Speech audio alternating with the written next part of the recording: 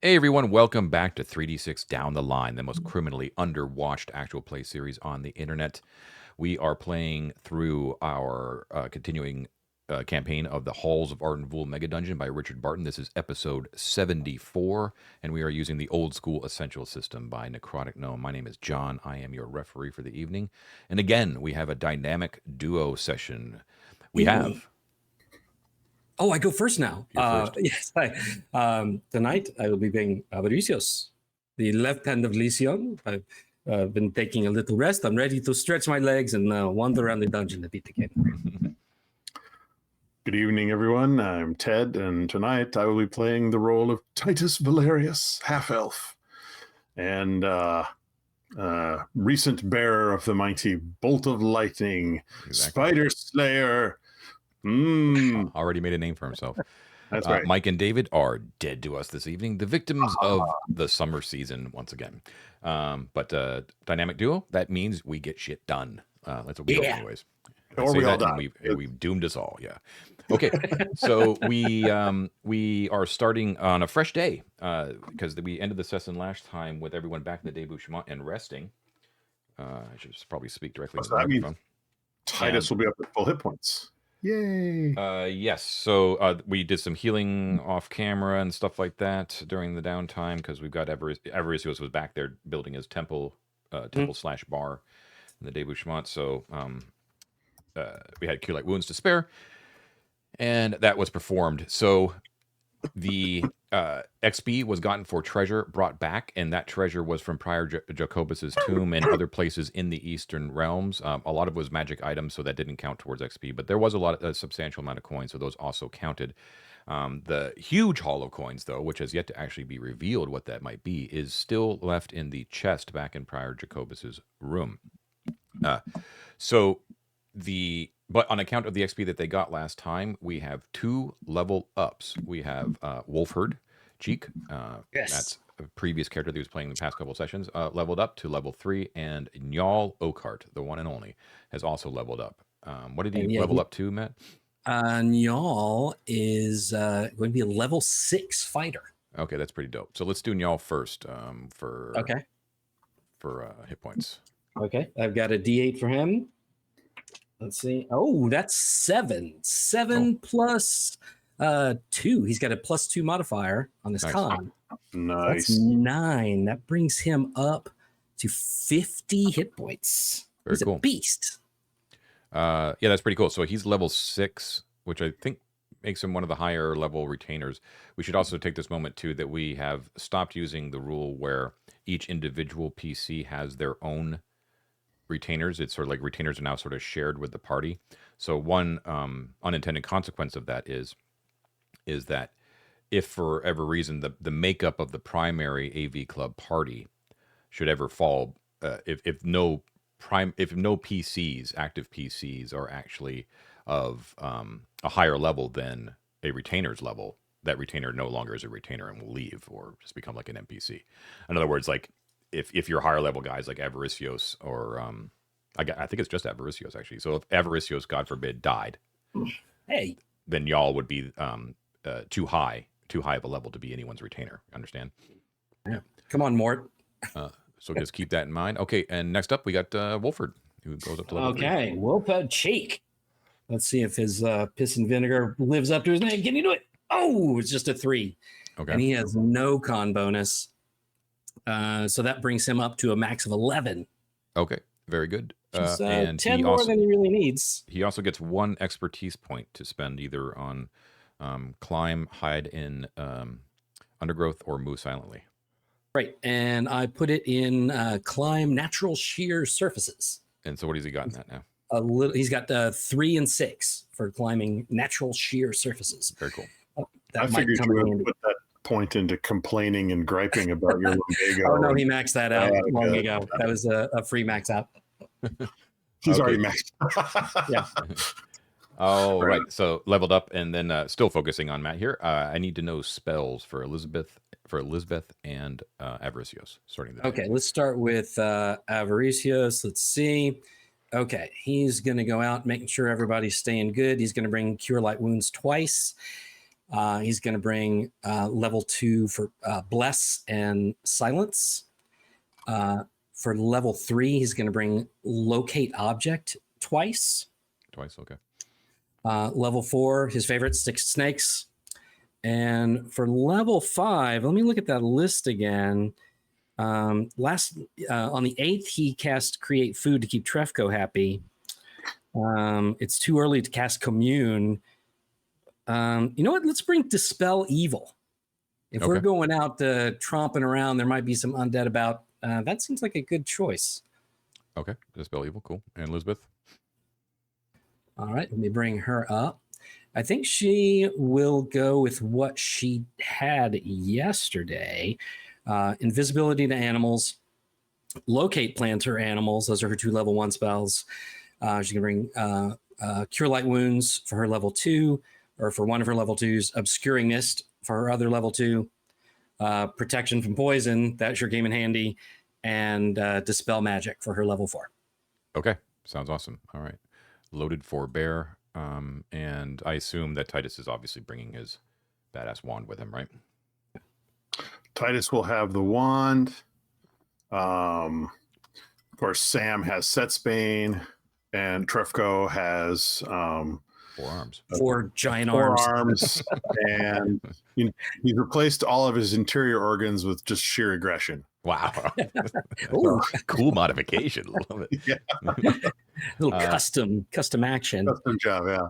Last logistic thing I just want to mention real quick to you guys and to the audience as well is, as most people know, Avaricios was doing downtime during all these past sessions, building out his temple in Blondveg's former chambers, and is planning to do it, make it primarily out of wood, but also fully outfitted with all the accoutrements needed to do spell research and do rituals and all that kind of cool stuff as well. So the total cost of that is going to be 2,815 gold pieces. And it was going to take 5 days.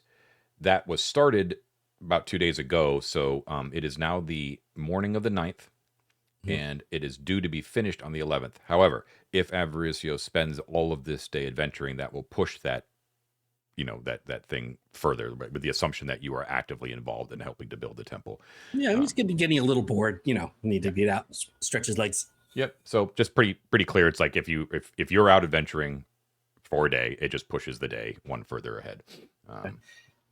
So John, I wanted to ask one thing.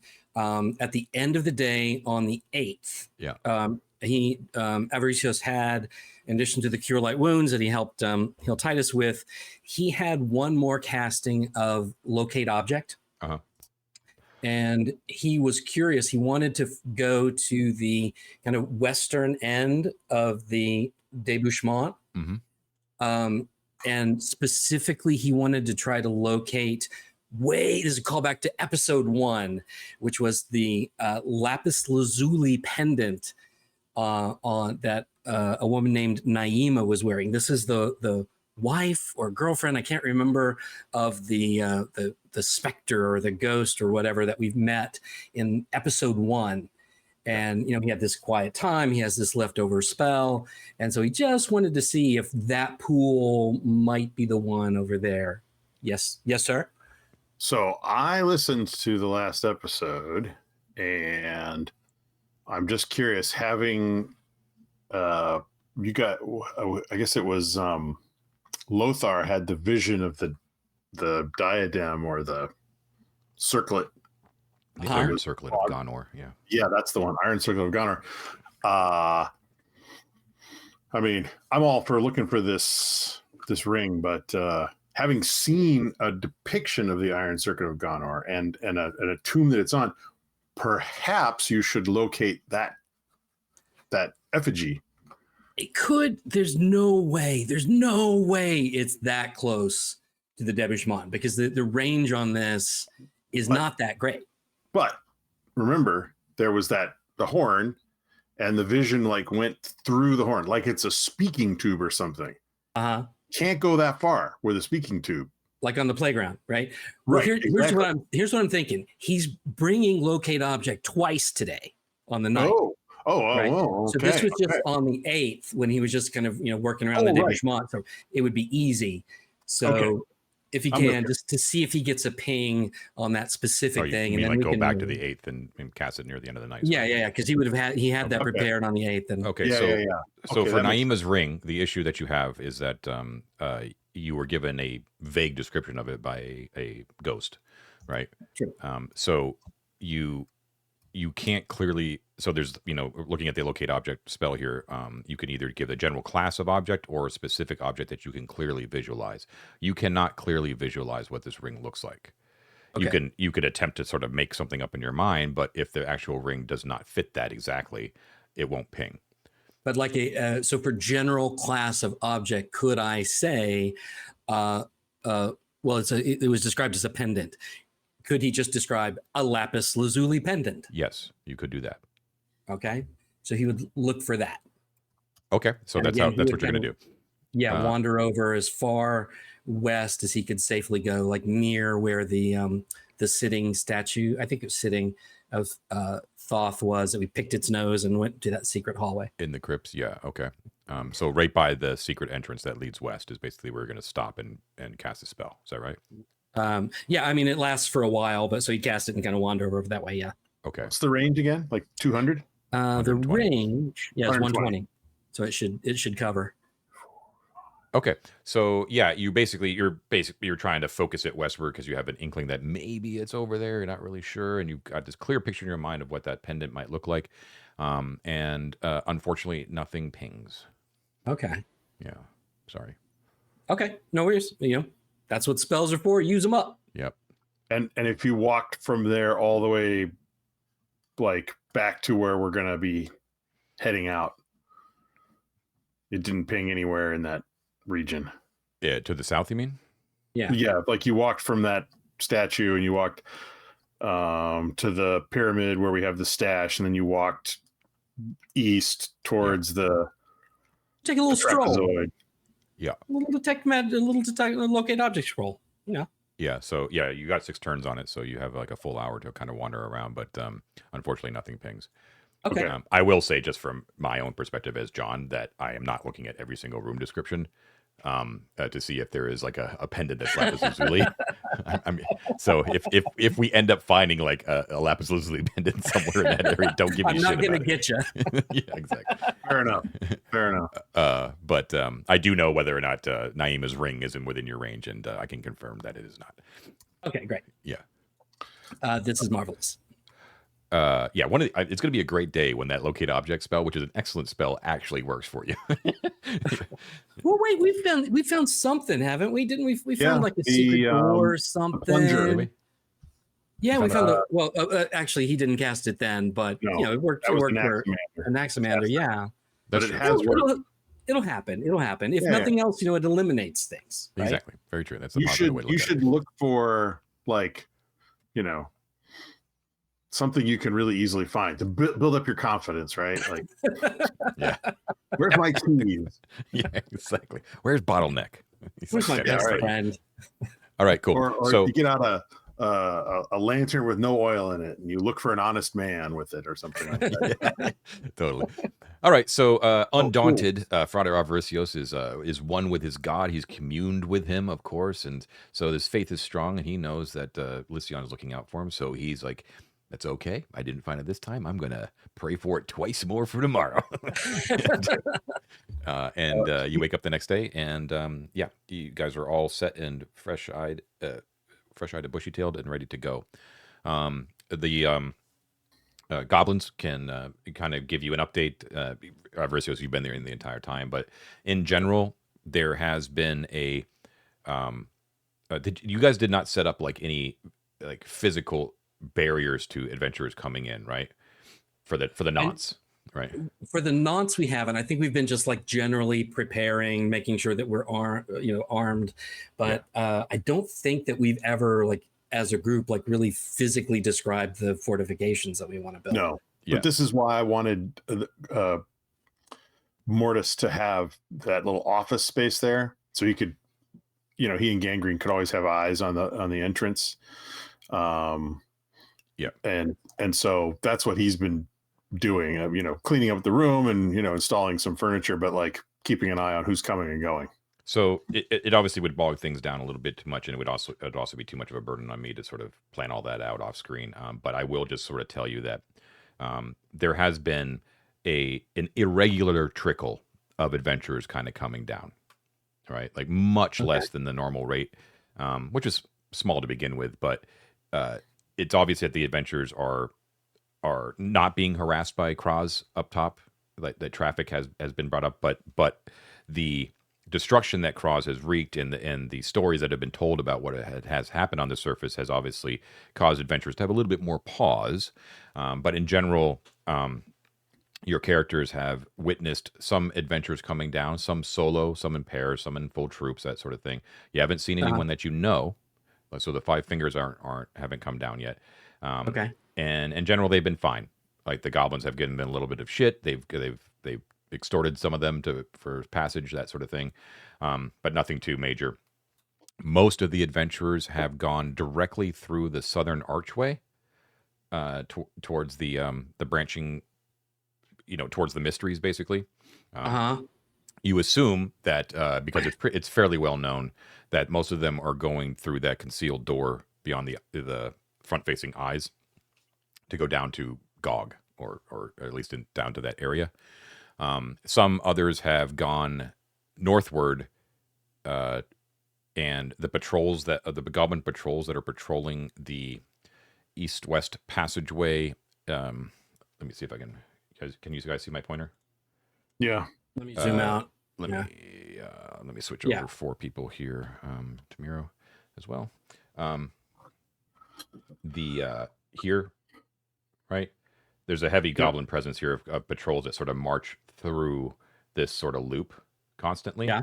Right. And they report that a lot of the adventurers are kind of coming up into this area, talking to the goblins, and either heading directly north or they're heading west. Okay. To do further exploring. North. Okay. Mm-hmm. Yeah. Well, this is an outrage. I can't abide this sort of thing. What are you going to do about that, Ted? What are you going to do about that? I think we need to get Mortis on the throne so we can really, properly control access down here. And we visas, passports, taxation. We're going to bureaucratically control this level for sure. Okay. We're talking like maybe really... a total of like 5 people at max of different. Okay. And it's only been like a couple days, right? So all the adventurers that have been sent have been come down to the debouchement and scattered into the halls. None of them have returned, at least according to the goblins. I approve. Okay. And no one, of course, knows about the teleportation circle. The goblins have kept it secret. Yeah. Okay. All right. So you wake up. It's 8 o'clock in the morning on the 9th, and you've got Trefko and Lisbeth and Sam, not Njal, right? Sam. Correct. Okay. Yeah. If we're going to take Trefko was doing most of the guarding of the Beastman prisoner, if I recall correctly. So we would swap out, I think, Njal to do that guarding. Okay. Yeah. And the prisoner was in Mort's chambers in the south, right? I believe so. Yeah. Okay. Yep. Okay. They're hashing over war stories and being a legionnaire. Right. Boy, it's the greatest honor. It totally sucks. It's the greatest honor. It totally sucks. Okay. Before we head out, Matt, I know you've got abs, so we've got a continual light. I've got 5 torches. Sam has a couple torches. I don't know if we need to go get oil or anything like that.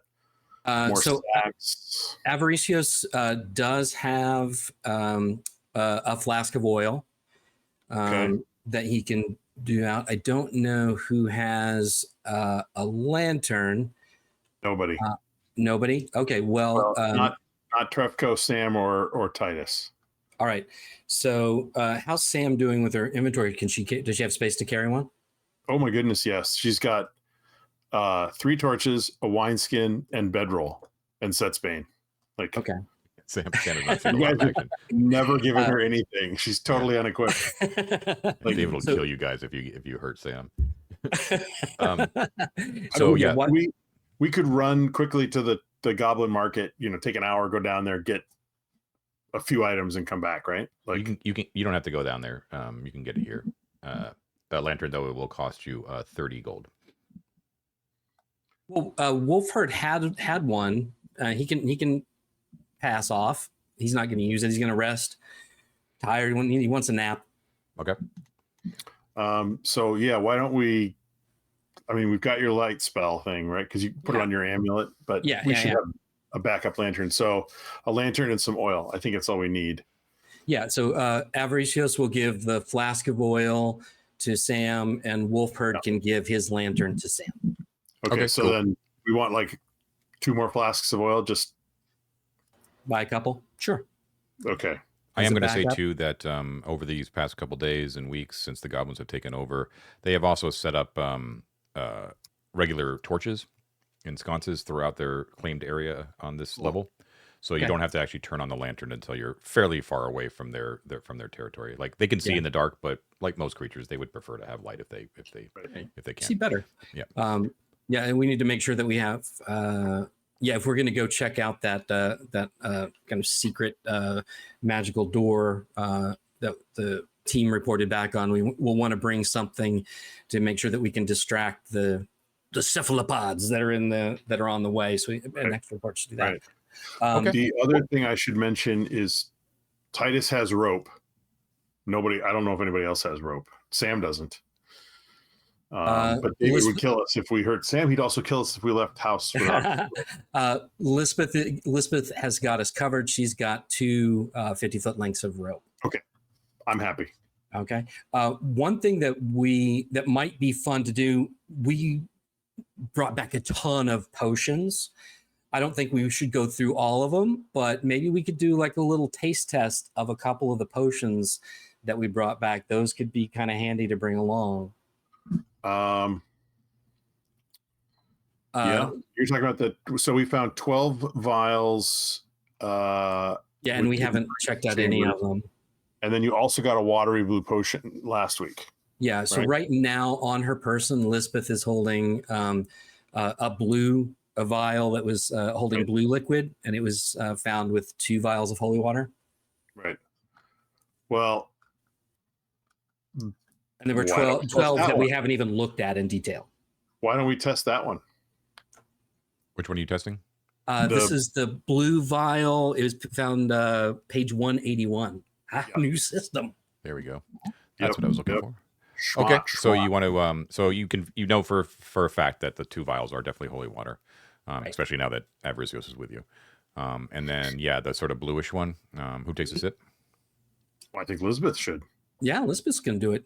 Okay, so Elizabeth takes a little bit of a sip, and her eyes go wide for a second, and she grasps her throat, and you guys are like, "Oh shit!"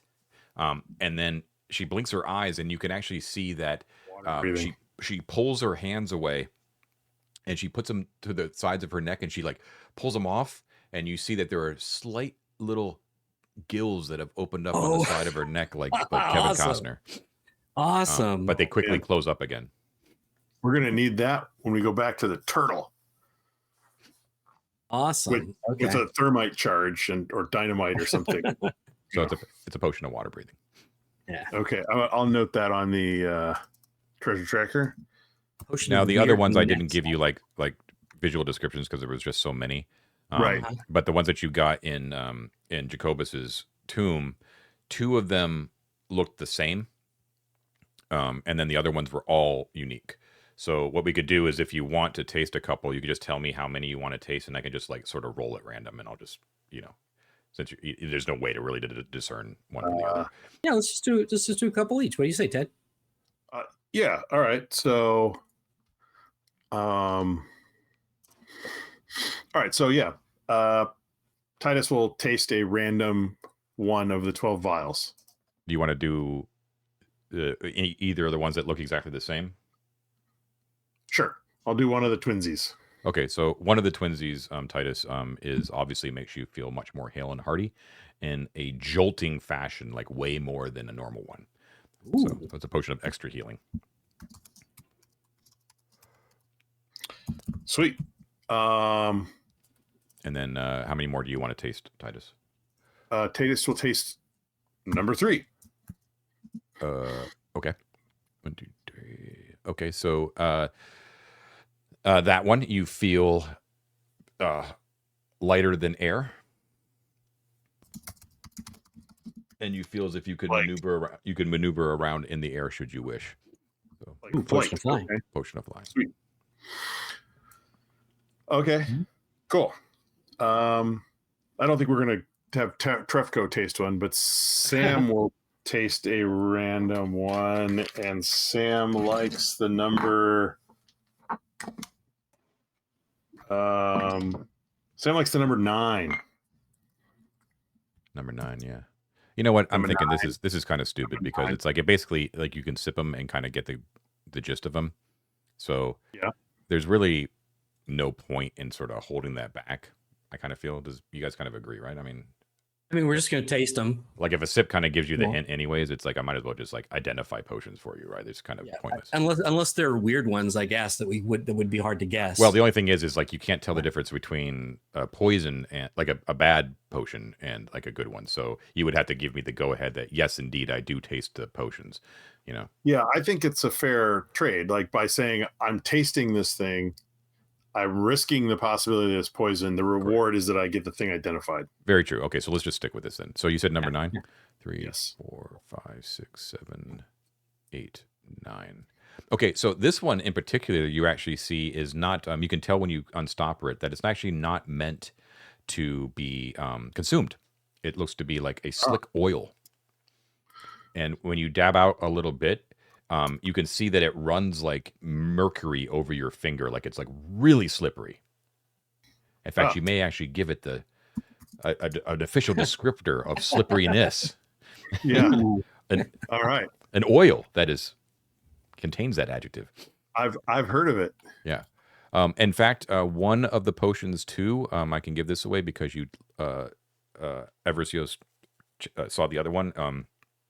Or I'm sorry, Elizabeth saw the other one. Is another potion of water breathing. So because that looks identical. Oh, Okay. what? Okay. So what I'm saying there is are two that of so those, you know that there is 2 potions of extra healing because they were twins, right? Yep. One's an oil of slipperiness, which must be applied, and you have another potion of water breathing. This one was Right. from Jacobus's tomb. Can you just tell me what number that is? Because that's how I'm tracking it here. What number? What is? The Of the the 12. water breathing. Oh, Of the water 12. breathing is number 8. Okay. Thank So you. John, And flying. I'm flying too. this is another callback. One of the things that Avaricios would be looking for in these to see if any of them have a similar look to them from the potion of, I think it was read language or comprehend language Mhm. that we used in the spaceship, because that was incredibly helpful. Unfortunately Yeah. Damn it. I'm pretty positive that all of the rest of these you've never seen before. Oh, okay. Okay. So Av will taste one. Okay, which number?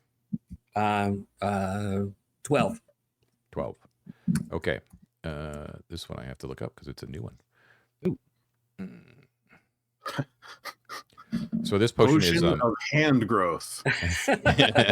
it's an off-white chalky sort of potion. And who drank this or who sipped it? Avaricios. Avaricios, okay. He's instantly dead. Wolford's back. Okay, I'm just gonna roll a thing here. Oh. Okay, so Dice rolling is always bad. it sort of tastes like milk and magnesia, and you take down a little sip, and you feel you feel as if you want to unburden yourself of all the dark secrets that you may have in the corners of your brain. It's as if honesty is, of course, by default, the best policy, and why wouldn't you proclaim your truth to the world at any opportunity? He starts racking his brain to try to think of secrets that he has, things that he would want to tell. You are easily able to restrain yourself from voicing those because you only took a sip, but you have a feeling that should you slug that down, that you would just be unable to lie or conceal information for quite some time. This is a potion of truthfulness.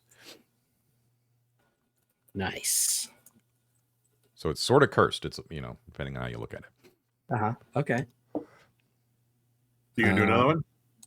Sure. Who hasn't done one yet? Well, Av's only done one, and Okay. Elizabeth Av- hasn't done any. Elizabeth did one. Avaricious will do another one. So Wait, what did showing some Elizabeth do? leadership. Oh, she did the oil of slipperiness. No, she did the Water breathing. water breathing, The other one. That's right. That's right. and he'll taste 11. 11. Okay, this is another new one. Okay, so this one is dark brown and sludgy and looks very, very unappealing. But when you unstopper it, it actually smells redolently sweet. And when you touch it to your tongue, it tastes like molasses. And indeed, that is what it is. It is a potion of molasses. Huh. You Like- can, yeah. Just so molasses or potion of molasses? it's actually a potion of molasses. I'm just giving it like a it looks like molasses itself. Uh-huh. So when you drink it, everything's just sort of slows down just a little bit. You can't quite move. Yeah. So all of your actions and your movement halves all of those. Interesting. You also have a feeling too when you sort of pull it away and kind of wipe the taste out of your mouth, and you're doing it very slowly, and you're looking at it, and you're like, I think that this might be able to be thrown and have the same effect. Oh, there we go. Yeah. Just throw it very slowly. Mhm. Awesome. Okay, cool. Anything else? Very good. No, I think that's enough for now. Let's get to exploring around. What do you Okay, say, let's Ted? do it. So you're going to head towards the east and check out that door with the rune on it? Yeah, that's the plan. Sounds good to you, Ted? Yeah. Well, we should confirm. Are we bringing any of these? Oh yeah, that's a good idea. I would like to say I kind of want to save the potion of flight for David. I know he would really like it. We may never see his character again flying off into the chasm, but I feel like he would really like that one. Okay, yeah, I'm with you. I'm with you there. An extra healing is totally wasted on Titus. He's only got 4 hit points. I don't see a need for water breathing right now or truthfulness. Uh-huh. So Titus doesn't see a need to bring any of these potions right this minute, but if you want some, you should say, and I'll note who's carrying it. You know what? So I would recommend, I know that of all of us, Sam is probably the best of all of us at many things. I think we should give her that potion of molasses, because if anybody's going to throw something, it should probably be her. She's the most dexterous of all of us. I think. Great Unless idea. Titus has been holding Okay. out.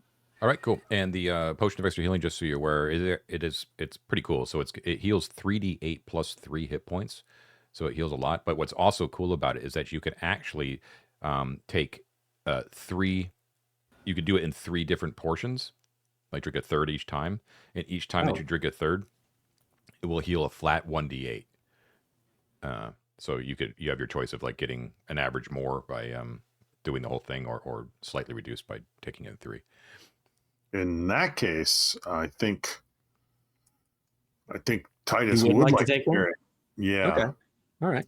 Cool. All right. Let me make a note of that. Okay, so you're going to head south, and we're moving at 90, I assume, is the slowest we're going? Yeah. Let me make sure. Yeah. Let me double check. Av's at 90. Elizabeth's at 90. She's going to, lighten her load a little bit. So some of the magic gear that she brought back last time, a magic shield and a magic longsword from those explorations, she's going to leave those in the stash. Okay, wait. The shield stash. Magic shield from 183 and Yep. the magic longsword also from 183. Magic longsword from 183. No, actually, I got to tell you, Titus has been carrying that. Okay. Wait, Well, then- the longsword from 183? Yeah. Titus has been carrying that, actually. Okay. Well, then enjoy. Yeah. Okay, It's on the treasure tracker. Let's get this show on the road. Ready to go? Yeah. Let's do it. Okay. So you head south, moving at 90, and you're going to go the usual route, I assume, through the secret door passageway into the cephalopod room. Is that correct? Correct. And Okay. we'll do our trick that's been working, which is light the torch, get some attention, throw it, and then run. Okay. So so you light your torch. So get rid of that torch, please. And it is indeed like when you step down into that that room before the secret door starts, that's where the goblin patrol sort of stops. So it's at that point that you would sort of have to start lighting your lantern. Okay. And so I am going to say that, let's see, that potion. You don't need the lantern. Well, let's save the lantern. We'll use Av's continual light. Okay, continue light. Got it. Okay. I'm going to say that potion testing took like a half hour, so it's like 3 turns. Okay. Then you're going to get into the Hall of Columns. So that's 1, 2, 3, 4, 5, 6, 7, 8, 9. 1, 2, 3, 4, 5, 6, 7, 8, 9. It's about 3 turns. Okay, so you get, after about an hour, you're back at the Hall of Columns, and you toss that torch. The cephalopods, they come racing towards the west to chase that light, and you guys book it as fast as you can to the northeastern passageway, right? Correct. Yep. Okay. As you are dodging in between the shadows of those columns, moving as fast as you can to avoid the cephalopods, Trefko comes up short right before he's about to enter that hallway, right? Sort of as your vanguard sort of thing. And he goes, and like one of his big arms, like one of the lower ones, like pushes back and kind of gives you like a halting signal. And he stops, and he puts up his other left arm up to his ear, as if he's like listening to something. And then he's like, "You're buzzing. You hear? Buzzing? Do you guys go quiet?" Yeah. Yeah. Okay, so you could definitely hear like a mechanical buzzing, coming from the eastern hallway. Oh, I wonder if this is Kublai Khan or One of his whatever. dragonflies. Yeah. Not Kublai Khan. Kublai Khan. The guy with the pleasure dome. It was Pleasure stately. dome. Yeah. 2 man enter, 1 man leave. Okay. Well, we should advance forward cautiously, I think. Weapons Okay. out. Do you send Trefko in first, or? Oh, Trefko, yes, but Titus is right behind him. Okay. So he you go in. Avaricios' continual light is sort of shining over Trefko's shoulder, casting like deep shadows ahead, and Trefko moves into that square chamber, which has the alabaster book stand, which is sort of standing in the midst of it, right? Okay. And he says, "A big bug here." And he points, and as you kind of look around and underneath his armpits, you can see that alighting atop the torn scrolls that are parchments that are on top of that book stand is indeed a very large, which looks to be at first glance a dragonfly with huge compound eyes. First thing that tells you that it's out of the ordinary, of course, is its giant size, and also the fact that those compound eyes are a collection of jewels. Of blue jewels. Let me see if I can find exactly what it is. Give me a second. I know they're blue. New monsters. Is it mechanical? That's what we were imagining. It is. It is indeed. Yeah. Where is it here? Dragonfly. Right. So quite large. They're about 8 inches long. For a dragonfly, it's pretty big. And very large, and it's lit upon the book stand.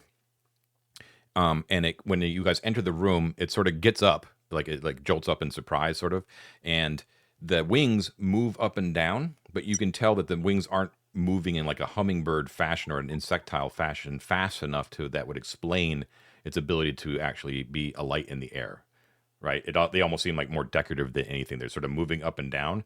But the dragonfly is sort of flying all around. It's quite obvious that some sort of magic is at play here. They're compound eyes are formed from azurite gems. So these a whole bunch, like, dozens of these small little gems. Okay.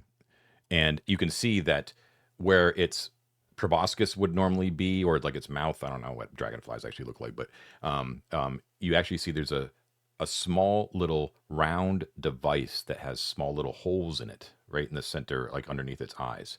And from that device emits a familiar voice. It says, Kerbal Khan here. Oh, I couldn't help but hear that you were coming this direction, and I myself was traveling in this area and thought I might introduce Oh, I recognize some of you.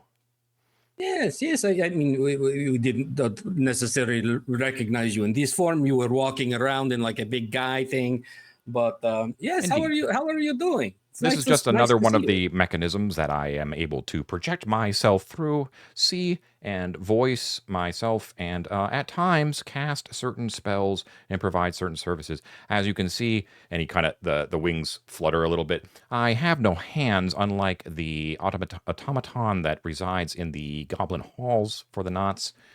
So I am limited in my ability to cast only verbal spells. Titus will approach the mechanism. I don't think Titus has met Kerbal Khan, but he'll be very curious looking at this thing, and he will say, "Fascinating. What is the range on one of these?" They can go anywhere in the halls. I have melded certain technologies and magics together that allow this to be possible, and I would. I should express my gratitude in the fact that one so learned as yourself is able to pick up on that and ask such a what's the word? Pertinent. Such a pertinent question. I am indeed proud of my achievement. The halls are thousands of feet from top to bottom and side to side. That's amazing. Indeed, sir. But I find that all of the denizens eventually would take advantage of my services. Of course, all deals must be sealed in blood. Yes, I've heard about that. What do you do with the blood, if I may? Oh, for experiments and further knowledge within my laboratory. Nothing you need to worry about, and of course I can ensure your safety. Of course. It only hurts for just a moment, of course, depending on how much blood you'd like to give me, and it doesn't require much. That is a very important question because, I'm rather fond of my blood and I like to keep most of it inside. Well, I obviously mean you no harm, and but of course all transactions must be. Everything is a transaction. I guess is what he says. So Matt. I'm reluctant to deal with Kerbal Khan, as you know. We all are, I think. But asking him to translate a glyph or determine the nature of a glyph might not be a bad test. This is true. Fairly low stakes. It's not like an item that we've got or something like that he's going to know that we've got the regalia or something. It's just a glyph on a door. What do you think? I think, you know what I've been so curious about. I think we got to interact with this guy in some way. Wait, John's smiling. He's we've got to do something. I know it's going to drive David nuts. But not to drive David nuts, just because I think we gotta. Yeah. I am just passing through, of course, but there is no need to actually render my services right now if there's nothing you'd like to ask. In that case, I would bid you adieu and have a fair day. As it happens, my dear Kerbal Khan, there is just behind you a door upon which there is a rune, and I wonder if you have the knowledge and skill to translate it, and for which I am willing to part with a portion of my blood. A rune, say you? And the dragonfly sort of moves up and sort of rotates around, and he kind of looks in the direction that you were pointing. And I have no ability to manipulate objects in this form. Would you be so kind as to touch the area where you believe this rune to be? Is that how you guys activated it last time, Matt? Yeah, so Wolford would have told coming back that Yeah. he had pressed like the center of the secret door that's on that eastern wall of this room, And he right in didn't the like it. center, and it lit up. And he did not like it, not one bit. It started glowing, and he was all done with that. So yeah, who- I will go over to the door and touch the spot as Wolford described to Titus, Okay. and try and get the rune to appear for the dragonfly to see. Okay, so indeed, the rune does appear. Now, you were like transcribing spell books and things like that. So you were reading other magic users' particular language that they would write in. So it's not technically the same as sort of. I don't know how to describe it. I know it's not a mechanical thing, but it's not like you can't decipher what that means. What Titus would know just from his I guess it's more like a natural born sort of thing because you're a half elf, is that it is indeed like an arcane rune of warding, which you kind of already deduced, but that's as far as your knowledge would sort of take you.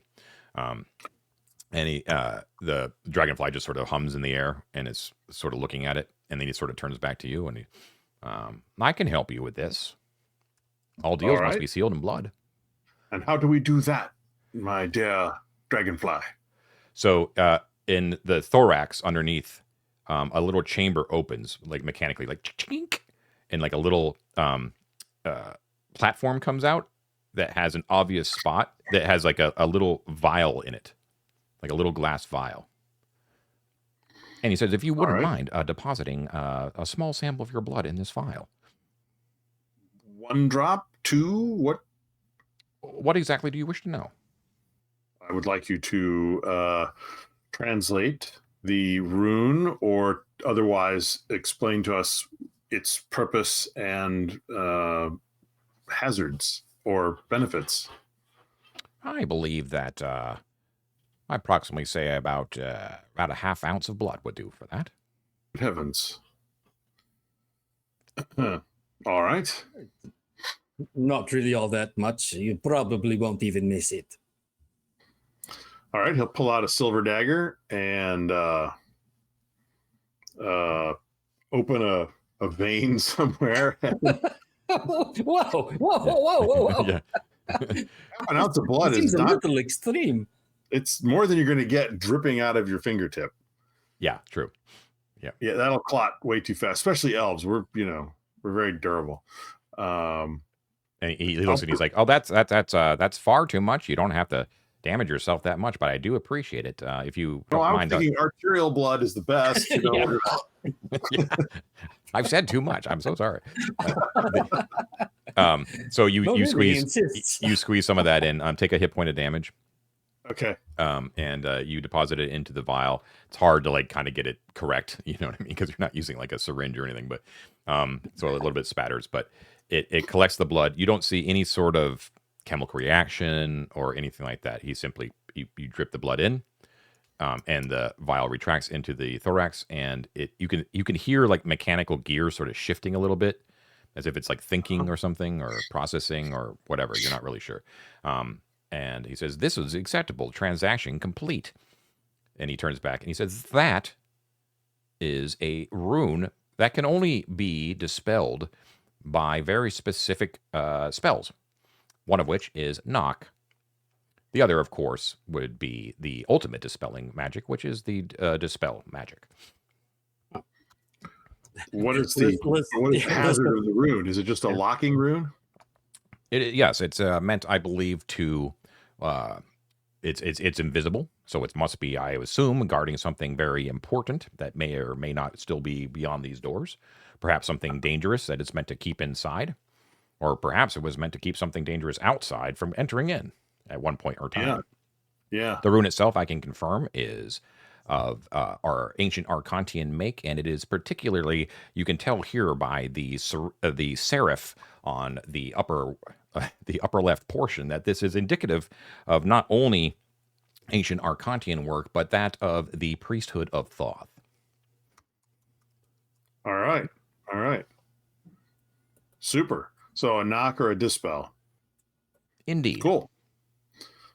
And it's not going to explode or turn everyone to frogs or something horrible. I'm accessing a database. If you don't mind just waiting one moment, please. Let's see. Elizabeth, this whole time, and she's just like rolling her eyes. It's like, I was gonna do it last time. I don't really know what the deal is. I have to check Osric actually for this one. Give me a second. Oh my gosh, I just really wanted to try out the blood thing. Yeah, just to sort of see what we were dealing with. It's so funny. Like it doesn't ring as magic. I think of all of us, I think Wolford would be like, "Oh, sure, what the hell." Oh well, yeah. Yeah. Okay, so But I read the wrong guy. So he turns around to you again, and yeah, he says, "I see that you are a bit at least you seem to be a bit confused. I can say this as well. More blood will another transaction that takes place where you give me a little bit more blood, and I can certainly, even within this form, cast knock for you. I unfortunately cannot cast a spell magic, for that requires a somatic component, of which I do not have the capability." Elizabeth's like, "Don't do it." Okay. No, thank you. No, thank you. We mostly just wanted to make sure it wasn't going to explode on us as we were passing through. No, it is not an aggressive spell. It is merely meant to lock the portal magically. Marvelous. Perfect. Mr. Kerbal Khan, that was a very illuminating transaction. Thank you very much. I am always happy to be of service. Please do not hesitate to stop me if you see me in the halls. I would like to huddle just a minute. Just if you just excuse me, just 1 second. I'm over here. Huddle. Okay, huddle. Yep. Okay, Ted. Trefco's like looming over. Yeah, it's like an umbrella over you. Yeah. All right. Do we want to ask him, because he was particularly interested in, oh shoot, I can't pronounce it, Radishvan? Mm-hmm. Yeah. Right? Or stuff. Oh. The rune on the chair around the corner is a Radishvan rune, or at least a current, a modern copy, it looked like, of a Radishvan rune. Do we want to keep that knowledge to ourselves, keep it secret, and never know what the rune really means, but be able to we know what it does. It takes you on a little vision quest. Or do we ask to use that in kind of knowledge to trade? Well, so great idea. Titus does have the read languages spell. He just can't cast it yet. Presumably Upior probably also has it, but you think we can get it on our own? I think we can get it on our own. Because Okay. the potion of comprehend languages was able to read Radishvan. Yeah. So I'm not worried about the spell doing it. B, I'm naturally disinclined to share anything with anybody.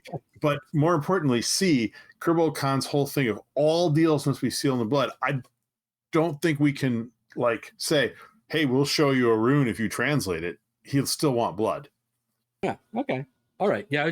I think I'm with you. I think the other guys would be on this page as well. Just wanted to make sure, because it is kind of right there. That's very fair. But yeah, I think we just say thanks, man, and stand around until the dragonfly leaves.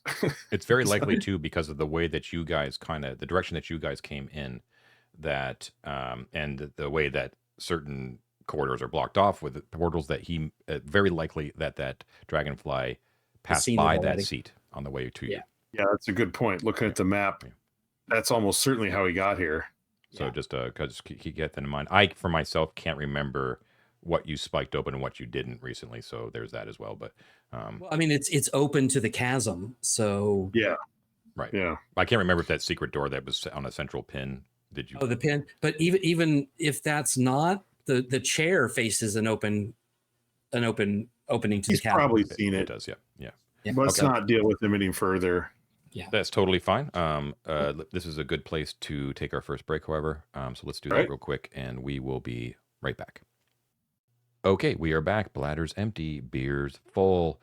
All right, so you have decided against asking Kerbal Khan any more questions about the what you assumed. The crude Radishvan glyph on the seat further to the east. So, are you done speaking with Khan? I think so. What do you think? I can't think of anything else that we need. Okay. I'm hoping that we will see you again. It has been very pleasant. More so for me than for him, but The feeling is mutual, of course. Your name precedes you. I'm glad to see that there are more to your group than just what was in the Goblin Halls previously. oh, yes, we are very expansive. We have, an aggressive hiring policy. If you're looking for, an opportunity, I can send some materials your way. We're always looking at the, expanding, finding new talent. Well, Or, that is a kind offer. However, I am well set up here in the halls. However, there is always mutual benefit uh, for civilized peoples, I believe, when they discuss things and work out certain.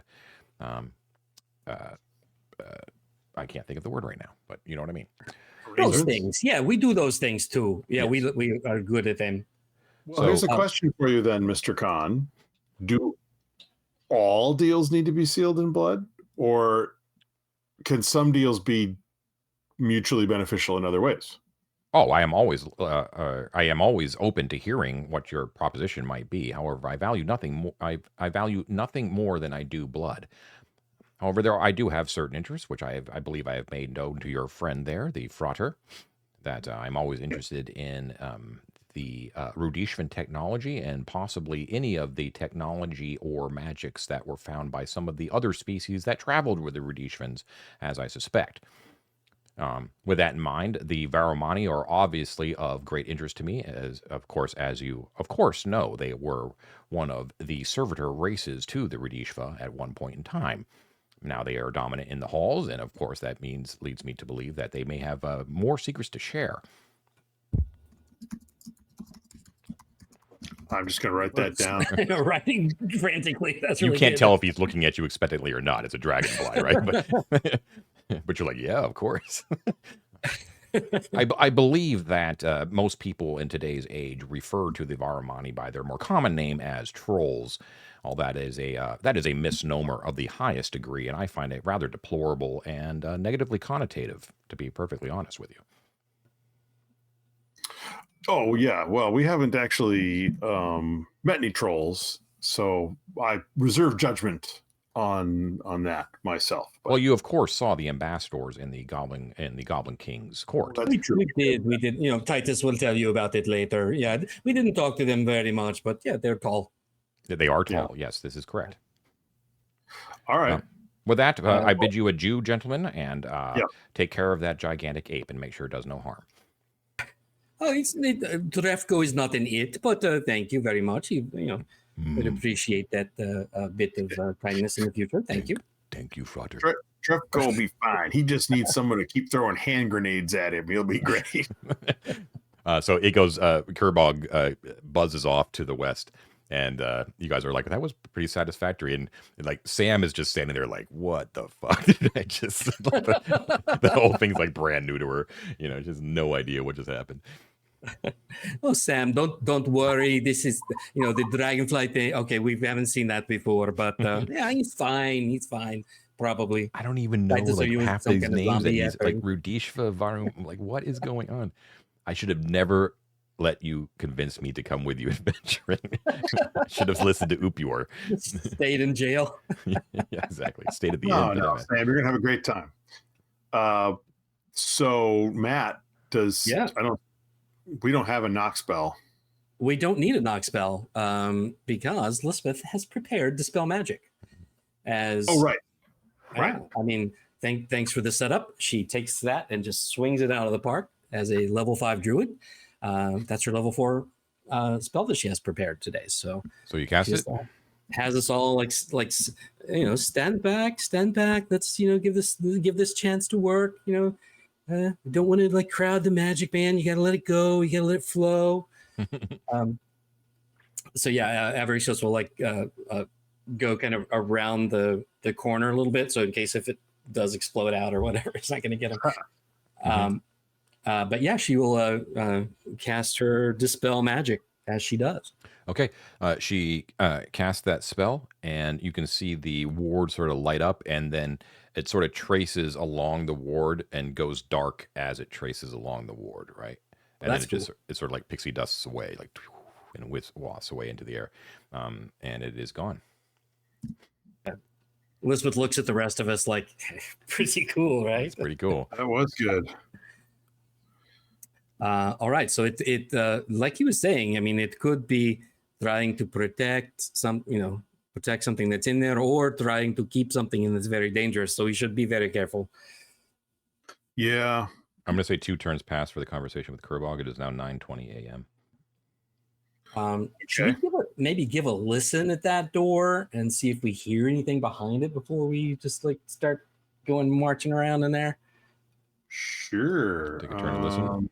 Is anybody good at that? No, not particularly. Kerbog, hey, Trefco, you've got good ears. You heard a bug. You want to listen at the door? I listen. He hunches down, listens real carefully, and he doesn't hear anything. Got to be good. I trust Trefco implicitly. Nothing there. Just wall. Well spotted. So did you work out how to open it, Matt? No, well, we had felt around the edges, and I think did we do anything? No, I don't think we figured out how to open this, but they did tell us that kind of along the seams there were some catches at some point, but we might just try pushing where the pushing it so it would open. That worked in some of the other ones. You push? Let's try that first. Okay. Yeah. So you push, and it does indeed silently open inward. And there is an audible sound of like a vacuum sort of being filled, and there is a burst of dust that sort of poofs up and into the room that you're standing in, and you can see that there's like inches thick dust facing you. We are like, there's no one has been in here in ages, like a long time. All right. Similar to some of the other places you've been. And you can see that ahead of you, there is a 5-foot wide corridor directly in the center of that square, basically, that goes for 5 feet before it turns a corner to the north. 5 feet. Oh, okay.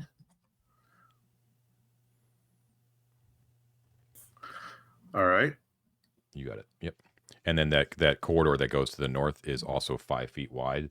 So when you're kind of looking around that corner using Avaricios' continual light, you can see that at least in this manner, it seems to parallel the dimensions and course of the other 2 false entrances.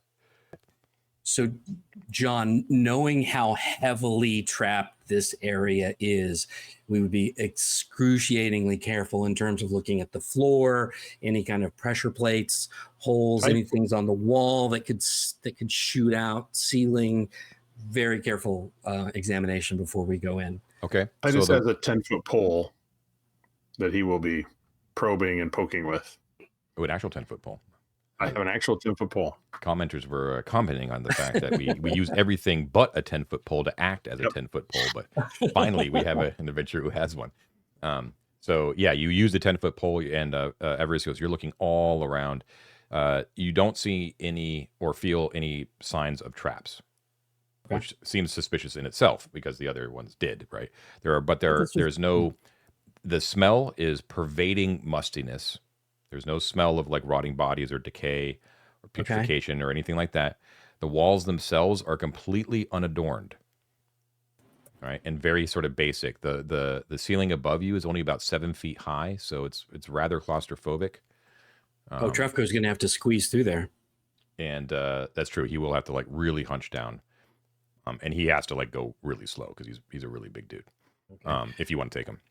Yeah. But anyways, the corridor goes up into the darkness beyond your sight. So it goes at least 30 feet. All right. Did we do it? Why don't we? Yeah, I worry about having him in front because I don't know what he's going to be able to do. Right? He should follow behind us. Well, then we can't get out if there's trouble. He should wait at the door until we see how long this is. Right? Because if we have to run and he's in the way, he'll be the stopper in the bottle. We'll get screwed. Don't forget too that the 2 false corridors did have frescoes on them. They were heavily decorated. Yeah. I hear what you're saying. Why don't we have him stay here, make sure that door doesn't swing closed, and lock us inside. In fact, why don't we like block it physically with a spike or something so that it With can't, Trevco. right? Block it with Trevco. Just stick him in the doorway and just so sit can't here. close. Okay. Yeah, okay. I mean, I'd prefer to have him with us, but I see your point. Let's get to the place where it opens up and then call him in, right? Because I don't want that sounds good. I like that. Okay. right. Yeah, sure. I don't want to leave him forever because he's our meat. But Okay, so yeah, you I stick don't him in the wanna- I doorway. don't want- He yeah. holds the door open. He tells you in his inimical fashion that the door does not appear to be pushing against him. You know what I mean? Oh, good. You know, but he stands there. And the rest of you guys move into the room. Who goes first? I'll go first because I've got the 10-foot pole. Okay. Or do you want? Okay, that's good. So- And then if you're right behind me with the light, that would be best. why that's fine. don't we? Okay, we'll do that. And then Sam. Okay. And Elizabeth will take up the rear. And this is a situation where you can only go single file because it's very narrow. Should Elizabeth get out the coffer? Yeah, that's a good idea. Okay. Elizabeth She'll takes carry out Jockin's bones and opens it up. You feel a little bit more protected. And Titus I would actually say with Avaricios right behind you, it sort of destroys your dark vision a little bit. But you march forward very, very carefully, checking for traps, looking in all directions, that sort of thing, moving very, very carefully. So I'm going to say that when you get halfway up, it actually takes another turn. And then that illuminates the rest of the corridor. And that corridor goes up to the same length as the ones next to it to the west. But it ends in just a wall rather than a door. Damn. Mm-hmm. Well, it's got to be a secret door or something like that there. Let's go check it out. How far is this? 10, 20, 30, 40, 50. It's like 60, 65 feet, more or less. Right. You know what I want to do real quick? Because we're in here already and we're going to have to spend a little bit of time wandering around. We have those 2 lengths of rope. Just in case something funky happens, let's tie them together. So we have 100-foot length of rope. And let's get Trefco to hold one end, and we'll wrap the end around. I don't even care who. We can wrap it around Av or whatever, just so that we have, if we need it, a way to like signal, a lifeline, right? Yeah, okay. Sure. I'll say fixing the ropes takes a turn. Okay, I think it's so if we get to the end of the hallway, there's got to be a secret door somewhere. I say we start at the end, and if we don't find it, we can work our way backwards. But I guess we could each take like a 10-foot section within the 30-foot radius of the light, right? And we know, we know what happens to the west of here, let's all search that northern end, and then we can like split. Okay, so with the strong suspicion that there is probably a secret door at the end of that corridor, and all of your awareness and all the entire party is like focused on it, you are readily able to find that secret door. So at the very top, at the northern end of that corridor, you can see that the entire section of wall, the entire 5-foot section, it looks like it can slide to the left by applying pressure. Like it'll move forward and then shink to the left. All right. So and that takes a turn to do. It's now 10 a.m. We get ourselves weapons ready and open it. That's what I say we do. Yeah. Okay. Well, let's keep Elizabeth with the coffer out. Yep. And Avaricios will he'll take out Shrieker. Do you want Sam to get up front with Setsbane with me? That's probably a good idea. She's got the best armor of all of us, right? Actually, yes. AC 17. Yeah, why don't we put Sam right in front with the Setsbane, and I'll be right behind her. Hand on her shoulder, sword out, and have her open it. Do you want? Okay, here's an idea. I know my light is kind of bright. I can tuck that away so you can use your little elfy eyes to look in before we shine light everywhere. Um, Or do we want to just go in with light? I guess it kind of depends on how the door opens. If we could open it a little bit, like he could look through, right? But if it's push and it slides over, it's open. Everybody should be able to see if there's a danger. Okay, then I'll leave my light So I'd out, say and leave the we'll light we'll see how it goes. Yeah, Okay, so who's opening the door?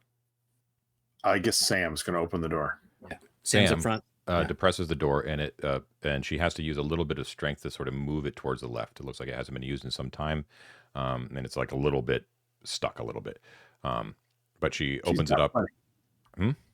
She's got plenty of strength. She does. She's very strong. She opens it up, and a gust of musty air sort of follows in from where you are, and it's obvious that what lies beyond is a larger space because you're kind of getting like a breeze coming in, that sort of thing, right? It's dark. Okay. It's dark beyond, though. With Avaricios' continual light, you can see that you are entering into what appears to be a column-lined hall that is quite wide. So let's see. For mapping purposes, Yes.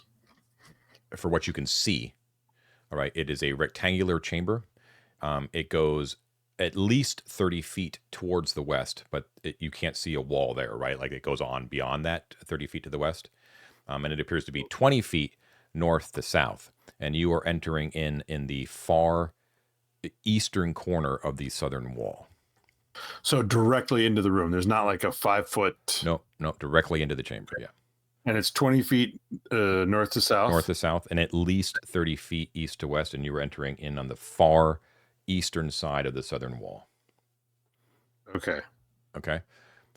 Now, illuminated in the torchlight is you can see that there are 2 rows marching down towards the west of basalt columns. And there are 3 on either side. They are but they are kind of in the middle of the chamber. So they're about 5 feet in from the northern and southern walls. That? Yeah, a little bit. They start sort of a little bit further towards the west, but in general, you're pretty good. I'll just leave it. And yeah, let's see. The chamber itself appears to be 20 feet tall. So it's quite tall, like much taller than where you just were before. They are supported by these 6 basalt columns. And you can see that there are 5 foot by 5 foot square slate flagstones that cover the entire floor. These are different than what the stone the basic stone Archontian make that you've been traveling through normally. They're well shaped. The walls themselves are plastered and painted. They have not deteriorated. Means not a lot of air has come in here or anyone to kind of deface them. So it's brightly colored shining in the continual light, plastered and painted with images of Thothian priests in orange ceremonial robes and tall cylindrical orange hats. And they all appear to be striding towards the western portion of the chamber. And you notice that the eyes of these priests draw your attention. There are multiple of them on both the north and the south walls. All of the eyes are black and round. Oh. That's just from a casual observation. Yeah, we're going to have to do some poking, Ted. This is eyeball poking country. You have not stepped into the room. We should check those flagstones. They... Yeah, so you say the flagstones are different than the usual Archontian floor. Yeah, they're more like slate flagstones. Do you know what I mean? Like they're much more aesthetically appealing. And they've arranged them in a certain manner where it's not like they're brightly colored like a chessboard or anything like that, like contrast. But there is a little bit of alternating contrast between flagstones. Like one is like a little bit more blackish gray, and one's a little bit lighter gray. You know what I mean? Just enough to kind of give it a very aesthetically pleasing geometrical sort of layout, right. That sort of thing. But also enough for every third one to pivot and drop you into a trap. Your mind might go to such places, yes. Okay. So Titus, sorry, Ted, Titus, where are you in the order? 3? No, he's number 2. He's immediately behind Sam. And I was about to say, if he steps up so where he can reach out with the 10-foot pole, he can tap and test the first, few feet outside the door, and then we can step in and. Okay, Titus. Yeah. With your mind the way that the way your mind was working, and then bringing out the pole and just sort of lightly touching the flagstones in front of you, you notice something immediately because of your suspicions, and they are confirmed as your heart leaps into your throat, as the 2 flagstones that are immediately beyond the secret door. Remember, they're 5 by 5. Okay, so like there's 2 per. There's 4 per square, right? You know what I mean? Yeah. The 2 that are directly in front of you are slightly raised, just a few centimeters, compared to the others that are beyond.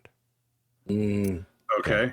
And when you look up, Titus, and you look up to that 20-foot ceiling, you can see that there is a 10-foot by 10-foot section of that ceiling that has an obvious seam in the darkness describing that exact dimension, and that and when you look, you're like, wait a second, that's not ceiling. That is a solid 10-foot by 10-foot stone block that is being restrained by chains. Oh. Okay. So I was about to say, I could trigger it and see what happens, but if I do that, then we're probably Let's not do that. Can't get through it.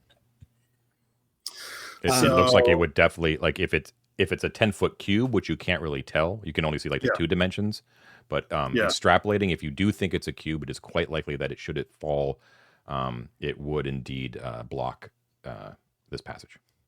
So I was looking in my bag, and I happened to see a couple of things that are interesting that might be useful. And he pulls out a set of like shims, like small wedges, like you might put under a furniture to keep it from right. Sure.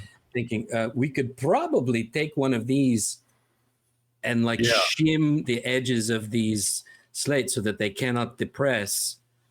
Well, what I wanted to do was, having identified these raised flagstones, is have Sam step back. Titus lays down on the floor and starts feeling along the edge and looking, is there any way of locking them, or is there space for a shim, for example, or there is space for a shim.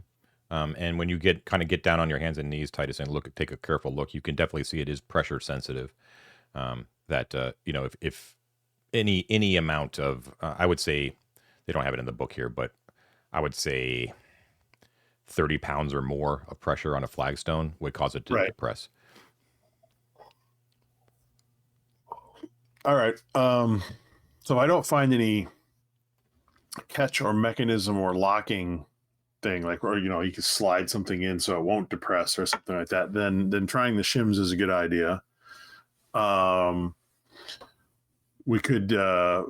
It's also very easy. You can, like I said, you can tell that there's only the 2 flagstones that are slightly raised. Yeah. So it would be minimal effort, like no roll at all, just to sort of hop over. It's only 5 feet, right? Yeah, let's do that. You could do that if you wanted to, but if you wanted to be extra sure, you think the shims would probably work. Well, that way, in case we're running back or something, like there's something horrible, just so it doesn't fall on us. I'm down with that. So yeah, if you'll hand me the shims, if they look like they'll just slide in finger tight, will work. Otherwise, I can tap them in with a hammer or something.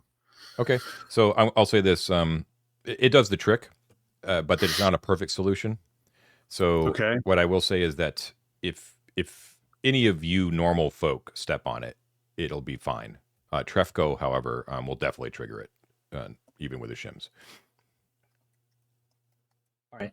Okay, but you guys can do it. So, and putting it looks like with care and direction, he could hop over, but not even care. Like it is like a non-issue to just sort of avoid stepping on those 2 flagstones. Okay. Yeah.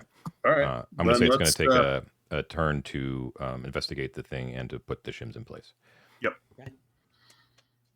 Okay, it's 10:10 a.m. So having done that, let's all get into the room. Okay, so hop over. Yep, you should hop over, step on, whatever, and you enter into the room.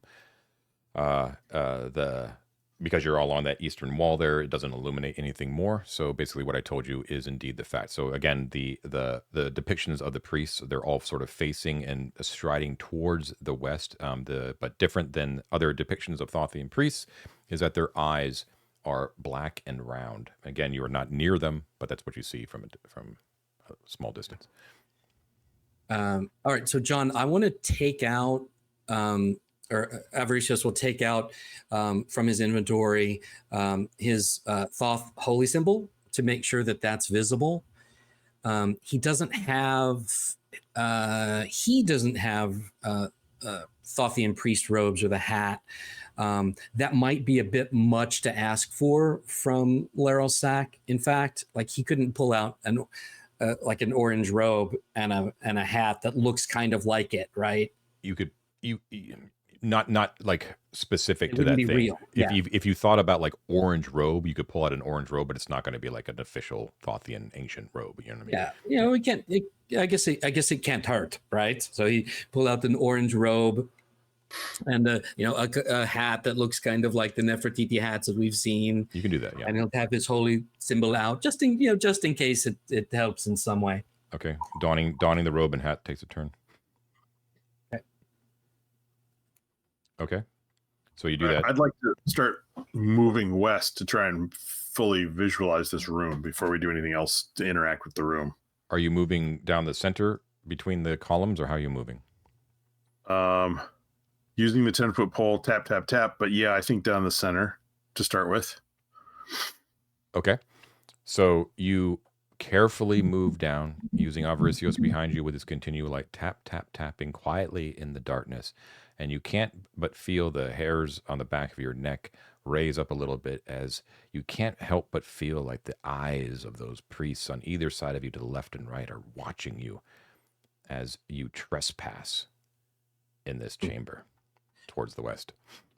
You know what? I think we should check those eyes, because if they might be like dart holes or like arrow things could shoot out at I us. just want to know the dimensions of the room. It's probably another. We don't have to step that far into this room to get the dimensions. I'm betting. So yeah, Frater Avaricios is like looking a little bit fretfully over at the eyes, hesitating a bit. Titus, you step forward carefully, like another 10 feet or so, and indeed it does illuminate a little bit more features of the room. So this chamber that you're in now continues for another 10 feet before it opens up into a larger chamber beyond. However, the continual light illuminates first in that new chamber what appears to be the narrow side of a very, very large sarcophagus. Grand, probably the largest sarcophagus you've seen to date. Okay, so right? And your the heart chamber quickens. we're in is 20 by 40, and the western wall opens up. Yeah, and north and south? Just like 5 feet beyond that opening is the very large eastern, like the foot of a sarcophagus. Like that? Yes, exactly. Mm-hmm. Okay. Now, and then another column there, I assume. You can see that the sarcophagus itself is made out of, it shines in the continual light of polished black basalt. So it's like the same kind of stone as the columns, but much more polished and refined. And there is an inscription in Mithric that is inscribed on the eastern side, although you can't make it out quite yet, but you can definitely tell it's there. It appears to be in the center of a much larger chamber, but you just can't kind of get a beat on it yet.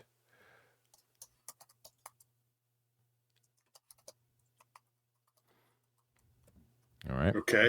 John, quick question. These basalt columns, mm-hmm. Am I remembering correctly? The only other place I remember seeing basalt columns was up in the Goblin Market area where the weird demon guy is, Zast or whatever. I don't remember what his name was. Is it? Yeah, that guy. Mm-hmm. Am I am I falsely remembering that? And we've seen basalt columns everywhere, or We've seen basalt before. Yeah. right? But yeah. Where we found the matching rings, those were sarcophagi made from basalt. okay, so I'm maybe reading some meaning into the use of this stone that may not be there. Perhaps We found a basalt you know where you've baboon. primarily seen basalt is it's used often in the statues of Thoth that you've seen. Okay. Yeah. Oftentimes the bodies themselves are made of basalt when the heads are marble or ivory, although maybe I have that opposite. It might be the opposite, but whatever. Basalt is often associated with statues to Thoth. Okay. There's basalt in the library. Yeah. And if you go to the Arden Vul police station, you'll see people that are being charged with basalt and battery. Oh Yeah, my yeah. Oh my God. That one's free, Wow. everybody. How long do You I take have to that one wait to for the the bank. basalt and pepper joke? The basalt and pepper. Okay. So what do you do? Shoot, So, Yeah. so Ted, before Yeah. we get too far into this room, do we want to call in our muscle yeah. before we go and poke around in that thing? Yeah. No, now's a good time. We're Right. at the end of the rope. Give it a tug. Tell him to avoid the stepping on the thing. Okay. He come. I come. All right, you're going to have to squeeze, my friend. Be careful. Him coming takes about another turn. And he comes into the room and he sort of like looks around, like he stretches himself out as like the room finally accommodates his size, you know. And he takes it all in and he goes, oh. And he sneezes and like a huge thing of like dust like goes everywhere. Oh, All right. Sorry. oh, baboon bogeys. Before we go to the end of this room where the giant monsters in the sarcophagus kill us, I do want to check out these the eyes of these Check priests. out the eye holes. Okay. See what's going on there. Look inside. Are any of them? How many priests are there? By the way, are there like 10? Hundreds of eyes, tens of eyes, 5 eyes? There's dozens, I would say. Okay. Now, are you kind of observing from the middle of the hallway? No, I would need to walk over, and I'm again knowing how the trap that we just see. I'm going to be carefully watching the flagstones to see if any of them are additional pressure plates. That's what I was looking for. Indeed, Frater Avaricios. As you kind of, you want to move toward the north or the south? He was going to move towards, the south has those things, towards the north. Okay. So you move towards the northern wall to investigate like a particular set of eyes or whatever like that. But again, as you said, being aware of these pressure plates, you notice right before you're supposed to get right up against the wall that the entire northern wall, the section of 5 foot by 5 foot flagstones that fronts that entire northern wall, are slightly raised. Oh, I look up. Are there more stones up No, there ready to fall and smush us? Actually, no. From without stepping on one, from 5 feet away, looking at the eyes and like moving my light around, does it look like any of those are hollow? Like something could shoot out from them? They all look like they are hollow. They all look like very, very small, dark holes. Oh, and they are all right about man height. Oh, all right. That is not. That's not good. I mean, remember, we are in the secret passage of a tomb entrance where we've already seen 2 trapped false entrances. Full Egyptian here. Everything is trapped. Yeah. Okay. Well, at least we know where the ones on the north are. He's going to go towards the south, look along that south wall, and see if any of those are also the same trapped. thing. Correct. Yes. All trapped along that entire southern wall. So you really got to walk down the middle. Okay. Well done. And is anything on the columns, John? Or are they plain? The columns appear to be plain. Okay. Well built, preserved very, very well. All right. But yeah, your hearts are sort of quickening as you're like, I think, you're the end of that sarcophagus in the light, you're like, I think that must be it. Like all these false traps and things like that. And you can see the Mithril. The Mithril is glinting in your torchlight. Yeah, but none of us can read it right now, can we? Well, let's get closer and check it out. Oh, none of Sorry, you I can got read a Mithril? mop in my whiskey. No, amusingly, although I'm a half elf that can cast spells, I'm not terribly clever. Okay, so you continue west? Yeah. Okay, so Yeah, right. So let's step up sort of right to that line of where the 40-foot ends. Yeah. And we should be able to see into the wider space, but we won't enter into it yet. Yeah. Gotcha. Okay, cool. So before I describe what you see in all its grandeur, we will take our second break, and we will be right back. Okay, back again for the end run. Bladder's empty, beer's full. And you are looking at that western part where it opens up into the larger room. So you're facing that sarcophagus. And indeed, when Avaricios kind of steps up behind you, Titus, you can see that it illuminates a massive sarcophagus that dominates the center of this large rectangular chamber.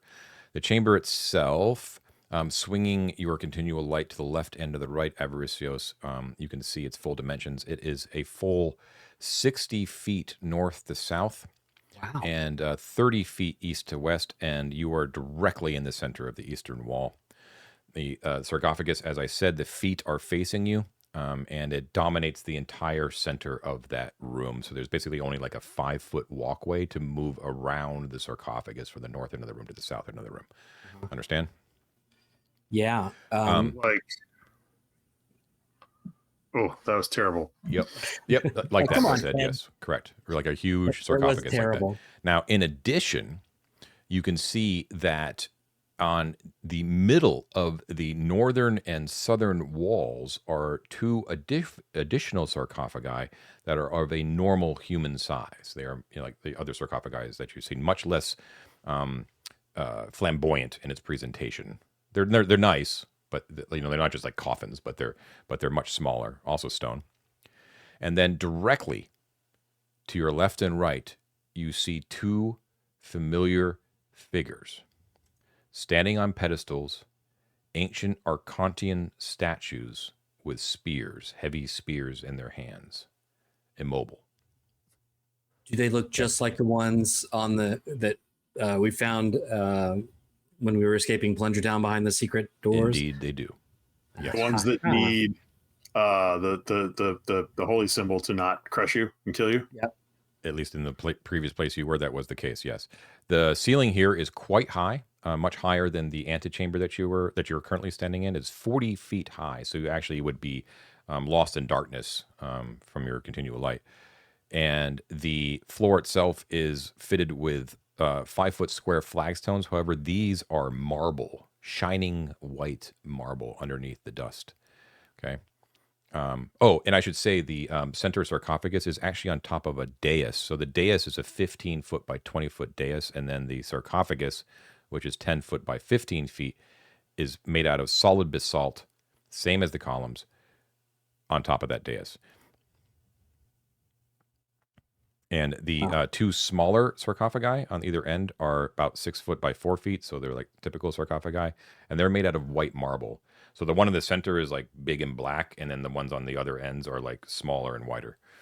You know what I mean? The western wall has 3 colossal images painted on the plaster.